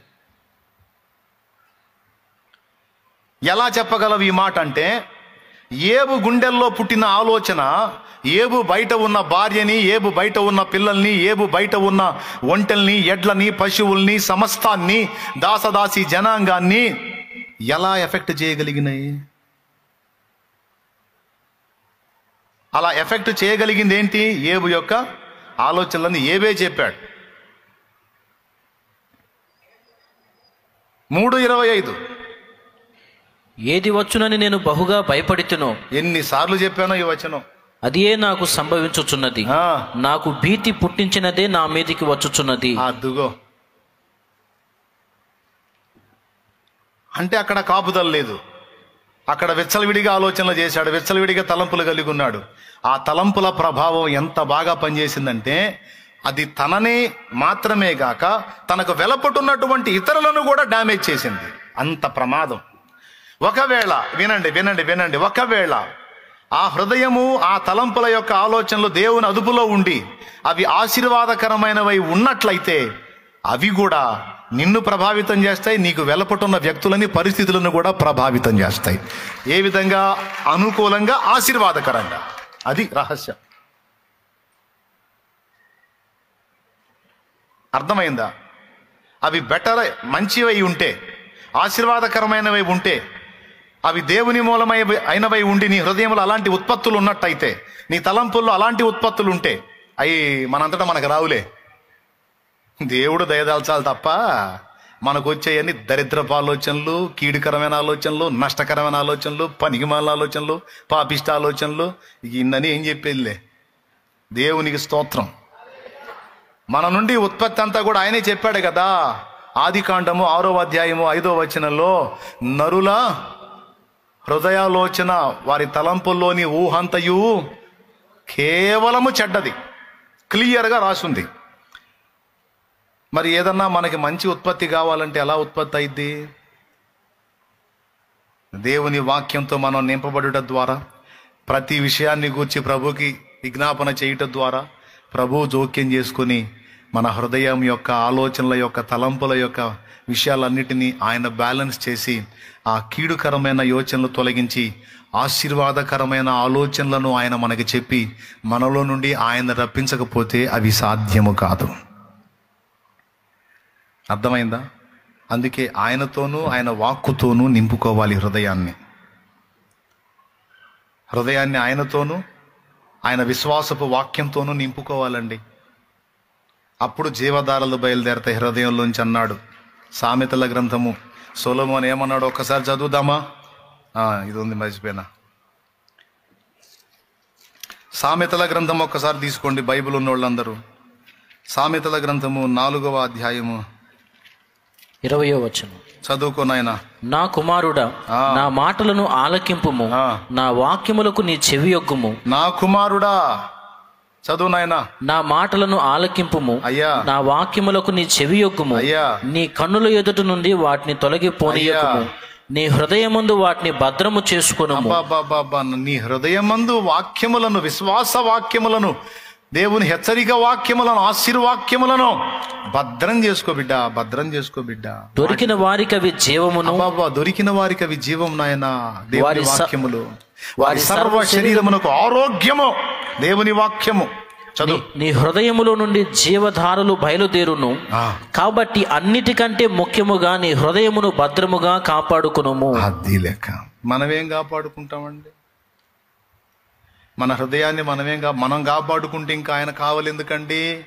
హృదయం యొక్క ఆలోచనలకు, తలంపులకు ఆయన కావాలి ఎందుకండి? మన చేత కాదండి, దేవుడే గాయాలండి. ఆ ఖాయమని మనం దేవుడినే అడగాలండి. అయ్యా, నా హృదయములో నుండి బడబాగినలాగా బుడుతుంది ఒక అగ్ని పుడుతుంది, పనికి మాలిన అగ్ని నాయన, పనికిరాని అగ్ని, నన్ను దహించే అగ్ని పుడుతుంది నా హృదయంలోంచి. పాపపు ఆలోచనలు పుడుతున్నాయి. నా తలంపుల్లో ఊహంతా కూడా కీడుకు సంబంధించిందై ఉన్నది, ఓటమికి సంబంధించిందై ఉంది, ఫెయిల్యూర్కి సంబంధించిందై ఉంది నాయన, దరిద్రానికి సంబంధించిందై ఉంది. ప్రభువా, నా యందు కనికరపడి ఇదిగో నీ వాక్కుతో నన్ను నింపు, నీ వాక్కుతో నన్ను నింపు, నా హృదయమును నింపు, నీ సన్నిధితో నా హృదయమును నింపు, నీ ఆత్మతో నా హృదయమును నింపు, నీ శక్తితో, నీ ప్రభావంతో నా హృదయమును నింపు నాయన. అందులో నుంచి రిలీజ్ అయ్యేటువంటి తలంపులన్నీ ఆశీర్వాదకరమైనవై, మేలుకరమైనవై, దీవెనకరమైనవై ఉండునట్లు నీవే నా హృదయ ఆలోచనలను, తలంపులను అదుపు చేయదేవా అని మనం దేవునికి అప్పచెప్పుకోకపోతే మార్గం లేదు. దేవుని వాక్యం, విశ్వాస వాక్యముతో, వాగ్దాన వాక్యముతో మనం నింపుకుంటేనే తప్ప, లేకపోతే మన హృదయం బ్యాలెన్స్ కాదు. ఇప్పుడు అడగాలి, మనం ఏం అడగాలి? మన హృదయానికి కాపుదల ఇయ్యమని అడగాలి. మన తలంపులకు లేకపోతే ఆ తలంపులన్నీ వంకర టెంకరై, ఆ తలంపులన్నీ పనికిమాలినాయి, ఆ తలంపులన్నీ పాపిష్టివి, ఆ తలంపులన్నీ ఓటమికి సంబంధించినవి, ఆ తలంపులన్నీ కీడుకు సంబంధించినవి ఉన్నాయి. వాటిని విసర్జించాలి, వాటిని విసర్జించాలి. వాటిని విసర్జించి హృదయం ఏమి నింపుకోవాలి? విశ్వాస వాక్యముతో. మరణపు కోటలో మరణమే సమస్యను,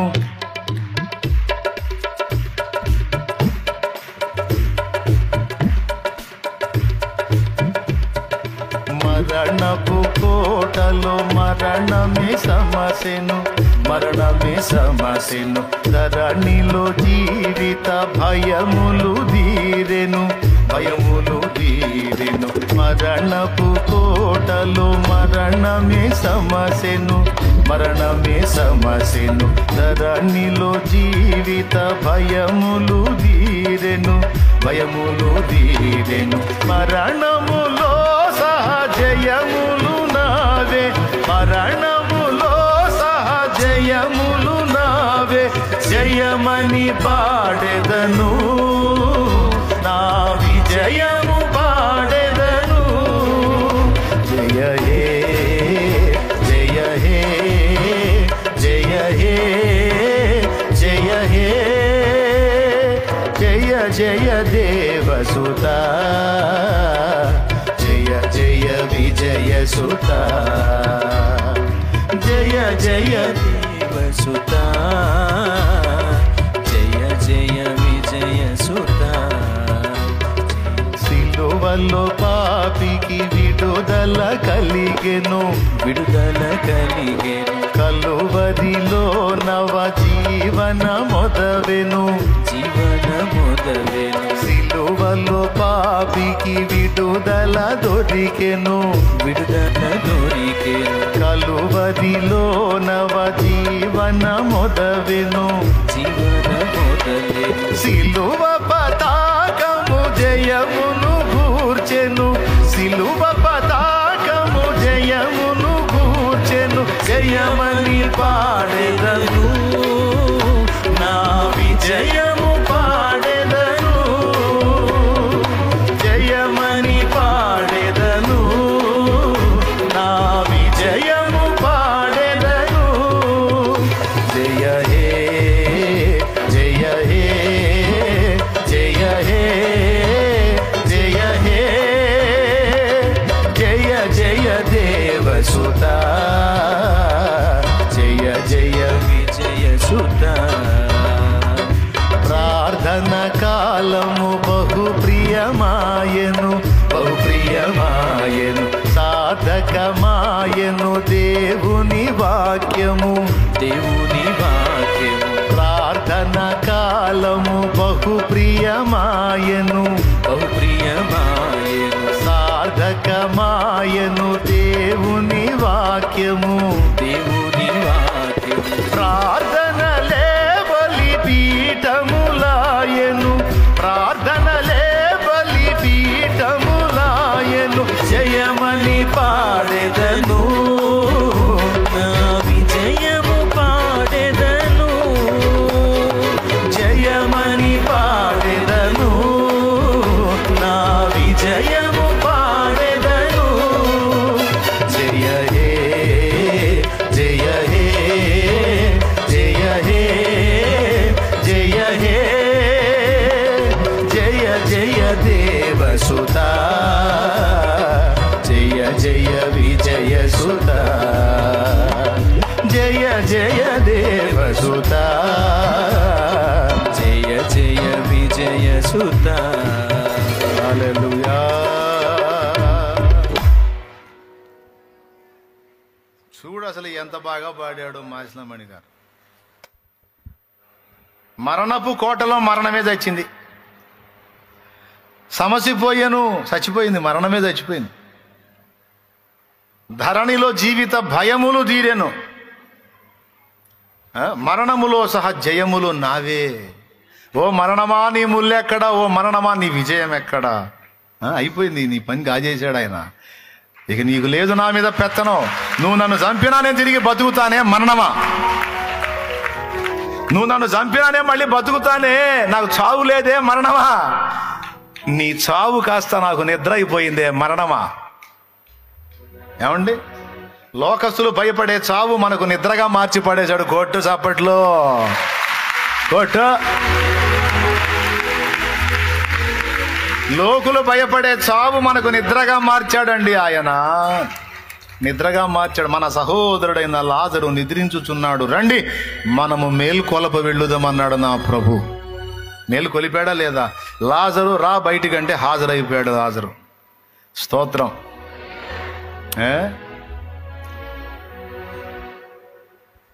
బ్రతుకుట క్రీస్తే, చావైతే లాభం అన్నాడు పౌలు. లోకస్తులకు నష్టం కలిగించేటువంటి మరణము క్రైస్తవుడికి లాభంగా మారిపోయింది. మరణములో సహా జయములు నావే, మరణములో సహా జయములు నావే, జయమని పాడెదను, అపజయమని పాడకుందును. ఏమని పాడుదును? అపజయమని పాడకుందును, నా నోటికి తాళము వేసుకుందును. దేవునికి స్తోత్రం. ఇంకొక మాట చెప్పి ముగిస్తా. దేవునికి స్తోత్రం. మనకు కాపలా ఉండాల్సిన రెండు కీలకమైనటువంటి ప్రదేశాల్లో మొట్టమొదటిది హృదయము, మనస్సు యొక్క తలంపులైతే రెండవది ఏమిటో తెలుసా? మన నాలుక. అందుకే నీ పెదవుల ద్వారబంధమునకు కాపుదల పెట్టుము అన్నాడు.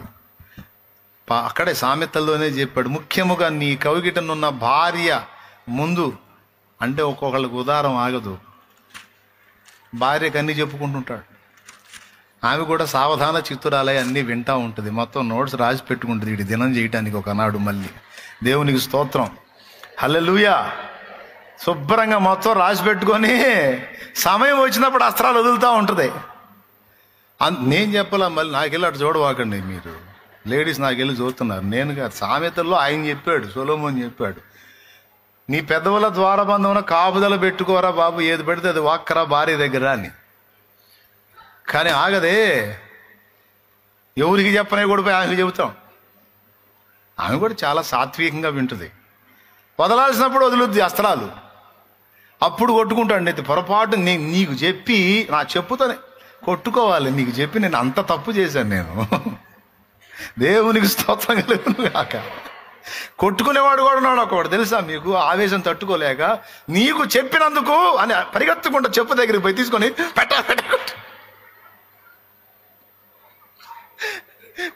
నా జీవితంలో మళ్ళీ నీకు చెబితే అప్పుడు అడుగు, ఇదిగో కొట్టుకుండా చూడు ఇంకెప్పుడు. మన నాలుకకు కూడా దేవుడే కాపుదల పెట్టాలి. ఎందుకంటే మన హృదయములో వచ్చే తలంపులు, హృదయములో వచ్చేటువంటి ఆలోచనలు వాక్కు రూపంలో బయటకు వచ్చినప్పుడు అవి శక్తివంతంగా పనిచేస్తాయి. అందుకే హృదయములోనే సమసిపోవాలి. అవి నోరు దాటి బయటికి రాకుండా అవి నోటనే సమసిపోవాలి.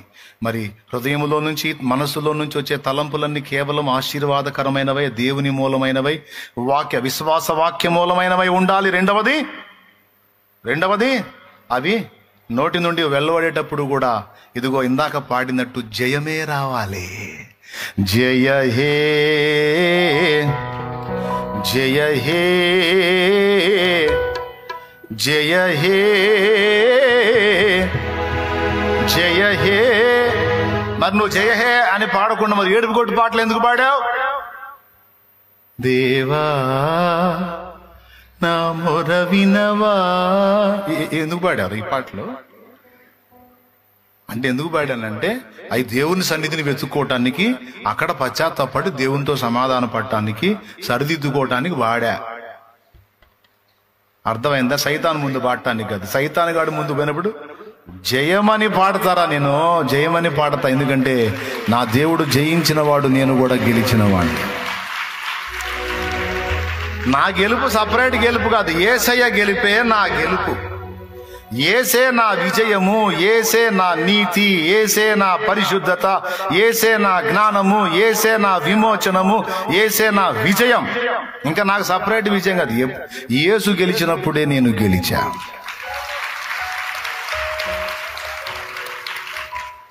దేవునికి మహిమ. శోధన కనపడేది కూడా నాకు జయమే. శోధనలో ప్రభు సన్నిధి దొరికెను, వేదనలే రణభూమిగా మారెను. శోధన బాధలు బలమును గూర్చెను.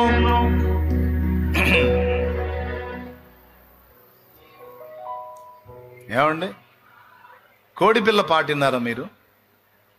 కోడిపిల్ల పాటిన్నారా? కోడిని కోసాడంట ఒకడు. కోడిని కోసే దాని మీద ఒక పాట రాశాడు, ఒక కవిత్వం. నా చిన్నప్పుడు కవిత్వం అంటే అసలు ఎట్లా కడతారనే దాని మీద నాకు తెలిసిన ఒక ఆయన దాన్ని చూపించాడు అన్నమాట. ఆ మాటలు అంటది, అట్టిట్టం అంటది, కోడిపిల్ల అని ఒక పాట ఉంది. ఏమండి,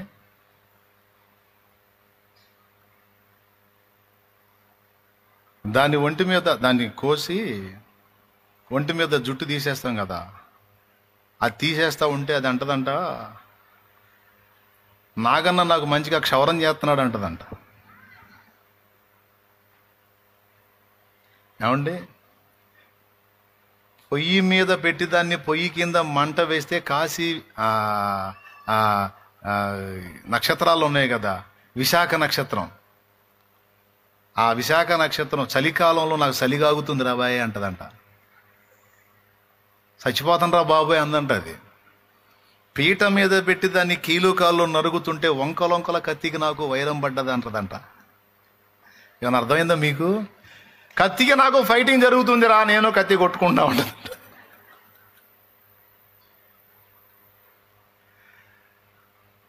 అర్థమైందా? అట్లా ఏదన్నా చెప్పు, కోడిపిల్ల ఆపోజిట్లో మాట్లాడుతూ ఉంటుంది. అట్లాగే సైతానగాడు ఏదన్నా తీసుకొని రాని శోధనలు తెచ్చాడా, శబాష్ రా బచ్చా భలే తీసుకొచ్చావు, అవి నాకు బలాన్ని కూరుస్తాయి, దా తీసుకురారా. నువ్వు ఏదన్నా చేయరా బాబు నాకు మేలే అది, నువ్వు ఏదన్నా జరిగించురా బాబు నాకు మేలే అది. అది ఎన్ని వంకలు తిరిగైనా సరే నాకు మేలుకే వచ్చిందిరా, నాకు మేలుకే వచ్చింది, నాకు కీడు లేదురో. దేవుని ప్రేమించు వారికి అనగా ఆయన సంకల్పం చొప్పున పిలువబడిన వారికి మేలు కలుగుటకై సమస్తం సమకూడి జరుగుతున్నవి. శోధనలో ప్రభు సన్నిధి పాపం శోధనలు ఎక్కువైపోయినట్టున్నాయిగా నీకు అంటాడు ఎవరో ఒకరిలో దూరి సైతాన్ మన దగ్గరికి వచ్చి. భలే పనే, అవి రాకపోతే అసలు దేవుడి సన్నిధికి చాలా దూరం అయ్యాను, అవి వచ్చినాక నేను ఆయన దగ్గరికి వెళ్తున్నాను. నేను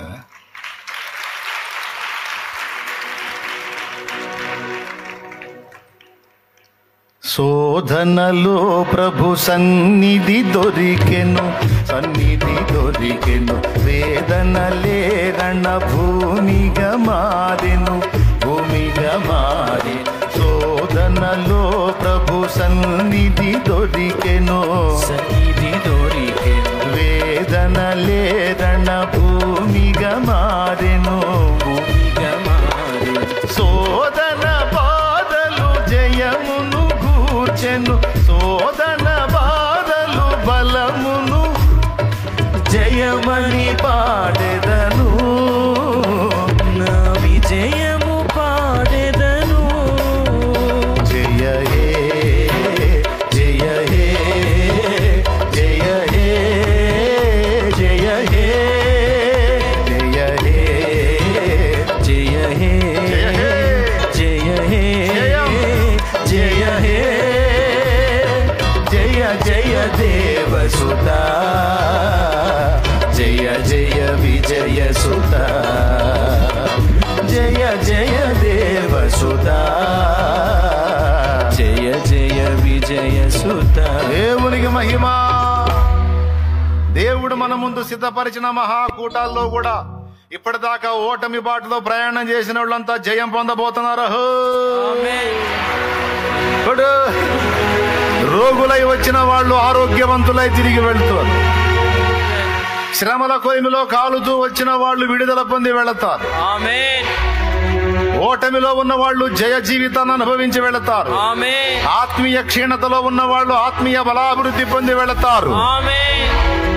గొడ్రాండ్రుగా ఉన్న వాళ్ళు దేవుడి కృప పొందిన వాళ్ళై సమూయేళ్లను కనుటకు యోగ్యమైన పాత్రలుగా తీర్చబడి వెళతారు.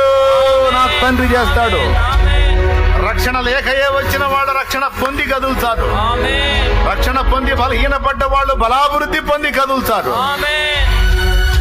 అన్య జనులలో నా దేవుడు మహిమపరచబడతాడు. ఆత్మీయులకు బలాభివృద్ధినిస్తాడు. రక్షణ లేని వాళ్ళకు రక్షణ ఇస్తాడు. యేసు అను ఆయన నామము మహిమపరచబోతున్నాడు. యేసు అను నామము కీర్తించబోతున్నాడు, ఘనపరచబోతున్నాడు. హల్లెలూయా. ఆ 4 దినములు నా తండ్రి సన్నిధిలో నా ప్రభు పాదముల చెంత గడిపిన వారు ధన్యులు, ధన్యులు, ధన్యులు. తర్వాత మీ ఇష్టం. నా దేవునికే మహిమ కలుగును గాక. వస్తారో రారు ఇక నేను అడగను, వచ్చారని లేకపోతే లేదు, ఇక మీ ఇష్టం. నేను బతిలాడను. బాగుపడాలనుకుంటావా, ఆశీర్వదించబడాలనుకుంటావా, విజయపథంలో ముందుకు సాగాలనుకుంటావా, పరిగెత్తు. కొంతమందికి తెలివితేటలు ఎక్కువ. నేనే 3వ రోజు వస్తా లెక్క, 2 రోజులు చివరి రోజురా, కోటం అయిపోయి నాకు సిత్తుకాయతాలు ఉంటాయి ఏరుకోవడానికి రా. దేవునికి స్తోత్రం. సంచి ఒకటి తీసుకొని అప్పుడు రా. తండ్రి సన్నిధికి చెందిన వాళ్ళందరికీ ముందే చెబుతున్నాను, నేను తండ్రి సన్నిధికి చెందిన శాలేమన్న మాట నేను ఫాలో అయ్యేవాడినని. ఎంతమంది స్త్రీలు ఉన్నారు, ఎంతమంది పురుషులు ఉన్నారో, ఎవరు ఉన్నారో అందరికి చెప్తున్నా. మొదటి కూటమి నుండి చివరి కూటమి వరకు 4 రోజుల కూటములలో ఏది మిస్ కాకూడదు. ఏది మిస్ అవ్వదు, మొత్తం మనం ఆయన సన్నిధిలో గడపాలి. మనం పరిచర్య చేసుకోవాలి. ఇక 4 రోజులు మనం అక్కడే. వచ్చేటప్పుడు మందుగుండి సామాగ్రి కూడా తెచ్చుకోండి, దుప్పట్లు, సాపలు అన్ని తెచ్చుకోండి. గడపండి దేవుని సన్నిధిలో పడి ప్రార్థన, విజ్ఞాపన, యాచన, కృతజ్ఞతాస్తుతులు చెల్లిస్తూ ఆయనతో సమయం గడపండి. బలాభివృద్ధి పొందండి. 4 దినముల అరణ్యపు అనుభవం.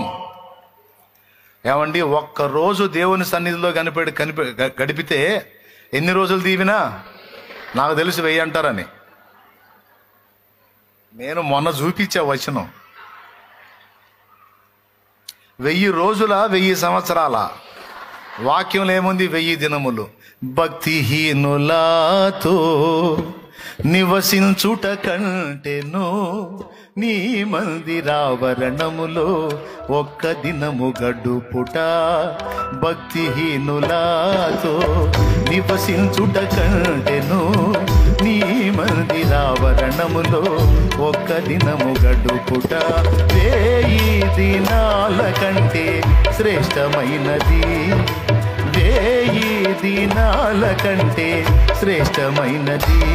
శాశ్వత కృపను నేను తాళంచగా కానుకానైతిని నీ సన్నిధిలో. కానుకానైతిని నీ సన్నిధిలో.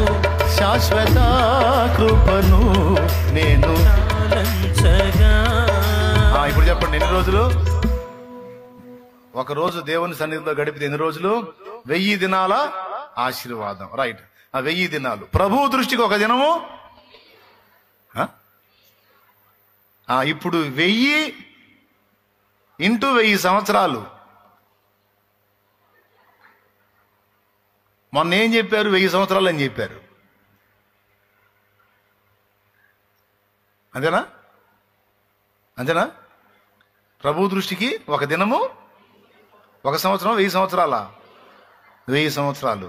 అలాంటిది ఇప్పుడు ఒక దినం గడిపితే 1000 దినాల కంటే 1000 దినాల ఆశీర్వాదం అన్నాడు కదా. ఇప్పుడు ఆ 1000 దినాల్ని మళ్ళీ సంవత్సరాల్లోకి మార్చు అన్నా. మనో లెక్కలు వేసుకోవటమేనా? దేవుడు నిజంగానే అట్లా చేస్తాడా? మరి నిత్య జీవం అంటే ఏందనుకున్నావు? ఇక అక్కడ అంతం లేదురా తల్లి.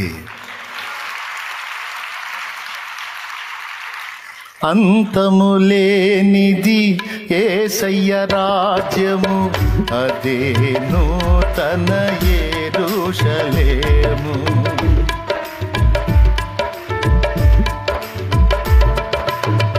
అంతము లేనిది యేసయ్య రాజ్యము, అదే నూతన యెరూషలేము. అరణ్యవాసమే దానికి మార్గము, అపోస్తుల బోధ దానికి కుంభములు. ఆ పరదేశము చేరుట కొరకు అనుభవిస్తాను ఎన్ని శ్రమలైనా. ఆ పరదేశము చేరుట కొరకు అనుభవిస్తాను ఎన్ని శ్రమలైనా. నా యేసుతో కలసి అడుగు పెడతాను ఆ పరదేశములో. నా యేసుతో కలసి అడుగు పెడతాను ఆ పరదేశములో. సాగిపోతున్న నా యేసుతోనే పరదేశీ నా పేరే. పరదేశీ నా ఊరే యెరూషలేం. చాలిగా టైం లేదిక. నేను జంపిక. దేవునికి స్తోత్రం. ఏమండి, రెండోది ఏంటండి? రెండోది కాపుదల పెట్టాల్సింది దేనికి? రెండోది నోరండి. ఎక్కడెక్కడ ఈ మాటలన్నీ నోటి నుంచే వస్తాయండి. ఈ మాటల వల్లట మనం ఏమవుతామో 6వ అధ్యాయం చదవండి. సామెతలో 6:2 చదువు. నీ నోటి మాటల వలన నీవు చిక్కుబడి ఉన్నావు, నీ నోటి మాటల వలన పట్టబడి ఉన్నావు. అది సంగతి. అయిపోయిందండి. ఇంకా లేదండి. నీ నోటి మాటలు పట్టబడతావు, నీ నోటి మాటల చేత చిక్కబడతావు. అర్థమైందా? అంతేకాదు, రేపు విమర్శ దినమందు లెక్క కూడా మాటల లెక్క చెప్పాలి. ఏది పడితే అది వాగితే సరిపోదు. అక్కడ అడుగుతాడు, ఎందుకు మాట్లాడేవరా ఈ మాట అని చెప్పాలి, ఆన్సర్ చేయాలి. అక్కడ పిచ్చి పిచ్చి మాటలు మాట్లాడకూడదు. అర్థమైందా? ఇప్పుడు ఇంకొక ఆశ్చర్యకరమైన విషయం చెప్పి ముగిస్తా. అదేం తెలుసా? ఈ హృదయానికి ఈ నోటికి లింక్ ఉందంట. యేసయ్య చెప్పాడు. దేవునికి స్తోత్రం. నోటి నుంచి మంచి మాటలు రావాలన్నా, విజయవంతమైన మాటలు రావాలన్నా, ఆశీర్వచనాలు రావాలన్నా కూడా హృదయం నిండిన దాన్ని బట్టి ఈ మాటలు వస్తాయంట. హృదయము నిండిన దాన్ని బట్టి నోరు మాటలాడును. మంచివాడు తన మంచి ధననిధి నుండి మంచి మాటలు తీసుకొస్తాడు, చెడ్డవాడు తన చెడ్డ నిధి నుండి చెడ్డ వాక్కులు తీసుకొస్తాడు. హృదయం నిండిన దాన్ని బట్టి నోరు. కాబట్టి ఇక్కడ నోరు అవుట్ చేసేటువంటి విషయాలు కూడా హృదయం తలంపులను ఆధీనం చేసుకునే ఉంటాయి. వాటి ఆధీనంలోనే ఈ మాటలు ఉంటాయి గనక అందుకే కాపుదల అనేది హృదయ తలంపులకు దేవుడు పెట్టాల్సి ఉంది. అది మనం దేవునికి విన్నవించుకోవాల్సి ఉంది. అయితే మనకి ఇచ్చిన కృప ఏంటంటే, నూతన నిబంధన విశ్వాసులమైన మనం యేసు క్రీస్తునందు ఆ కృప పొందాం. యేసు క్రీస్తునందు ఆ కృప ఇవ్వబడింది. ఏమిటంటే, మనం కానీ ప్రతి విషయమును గురించి ఆయనకు మొర్రపెట్టి ఆయన విశ్వాస వాక్యం, వాగ్దాన వాక్యంతో మన హృదయాన్ని కానీ నింపుకోగలిగితే అప్పుడు సమస్త జ్ఞానమునకు మించిన దేవుని సమాధానం యేసు క్రీస్తు ద్వారా మన హృదయం యొక్కయు, తలంపుల యొక్కయు, ఆలోచనలకు అన్నిటి కూడా కాపుదలగా ఉంటుందట. అది మనకి ఇవ్వబడింది. మనం అడిగితే తప్పకుండా కాపు పెడతాడు. దేవా, నా హృదయమును కాయి తండ్రి. అందుకే దేవదాసయ్య గారు అన్నాడు, ఇదిగో నా హృదయము నీ రాజకీయ సింహాసనం అగునట్లుగా తనువు నాది దిగో. పాటలు ఎక్కువ అవుతున్నాయిలే, పాట మీకు తెలుసు కదా, మీరే పాడేసుకోండి. దేవునికి స్తోత్రం. అక్కడ చెప్పాడు అన్నమాట, ఇదిగో నా హృదయాన్ని నీకు ఇస్తున్నాను సింహాసనం లాగా. నా హృదయ సింహాసనం మీద ఆసీనుడవై నన్ను నేలు తండ్రి. పాపము నేలనీయొద్దు, నన్ను శాపము నేలనీయొద్దు, సైతాను నేలనీయొద్దు. వాడు నా హృదయాన్ని ప్రేరేపించొద్దు ప్రభువా. దయచేసి నన్ను నీ వశంలోకి తీసుకోనాయనా అని మనం ఆ కాపుదలను వేడుకోవాలి. దేవునికి మన విన్నపాలు తెలియజేయాలి. లేకపోతే తేడా పడతామండి. దేవుని మీద ఆనుకోకపోతే, దేవుని మీద ఆనందించకపోతే, ఆయన సమీపంగా ఉన్నాడని గుర్తించకపోతే, ప్రతి విషయానికి ఆయన వైపు చూడకపోతే, ఇస్కరియోతు యోధ ఆలోచనలు చెడిపోయినట్టు, అననీయ సప్పీర ఆలోచనలు సాతాను చెడగొట్టినట్టు మనల్ని కూడా చెడగొట్టి మనల్ని ఎఫెక్ట్ చేసే అవకాశం ఉంటుంది కనుక తస్మాత్ జాగ్రత్త.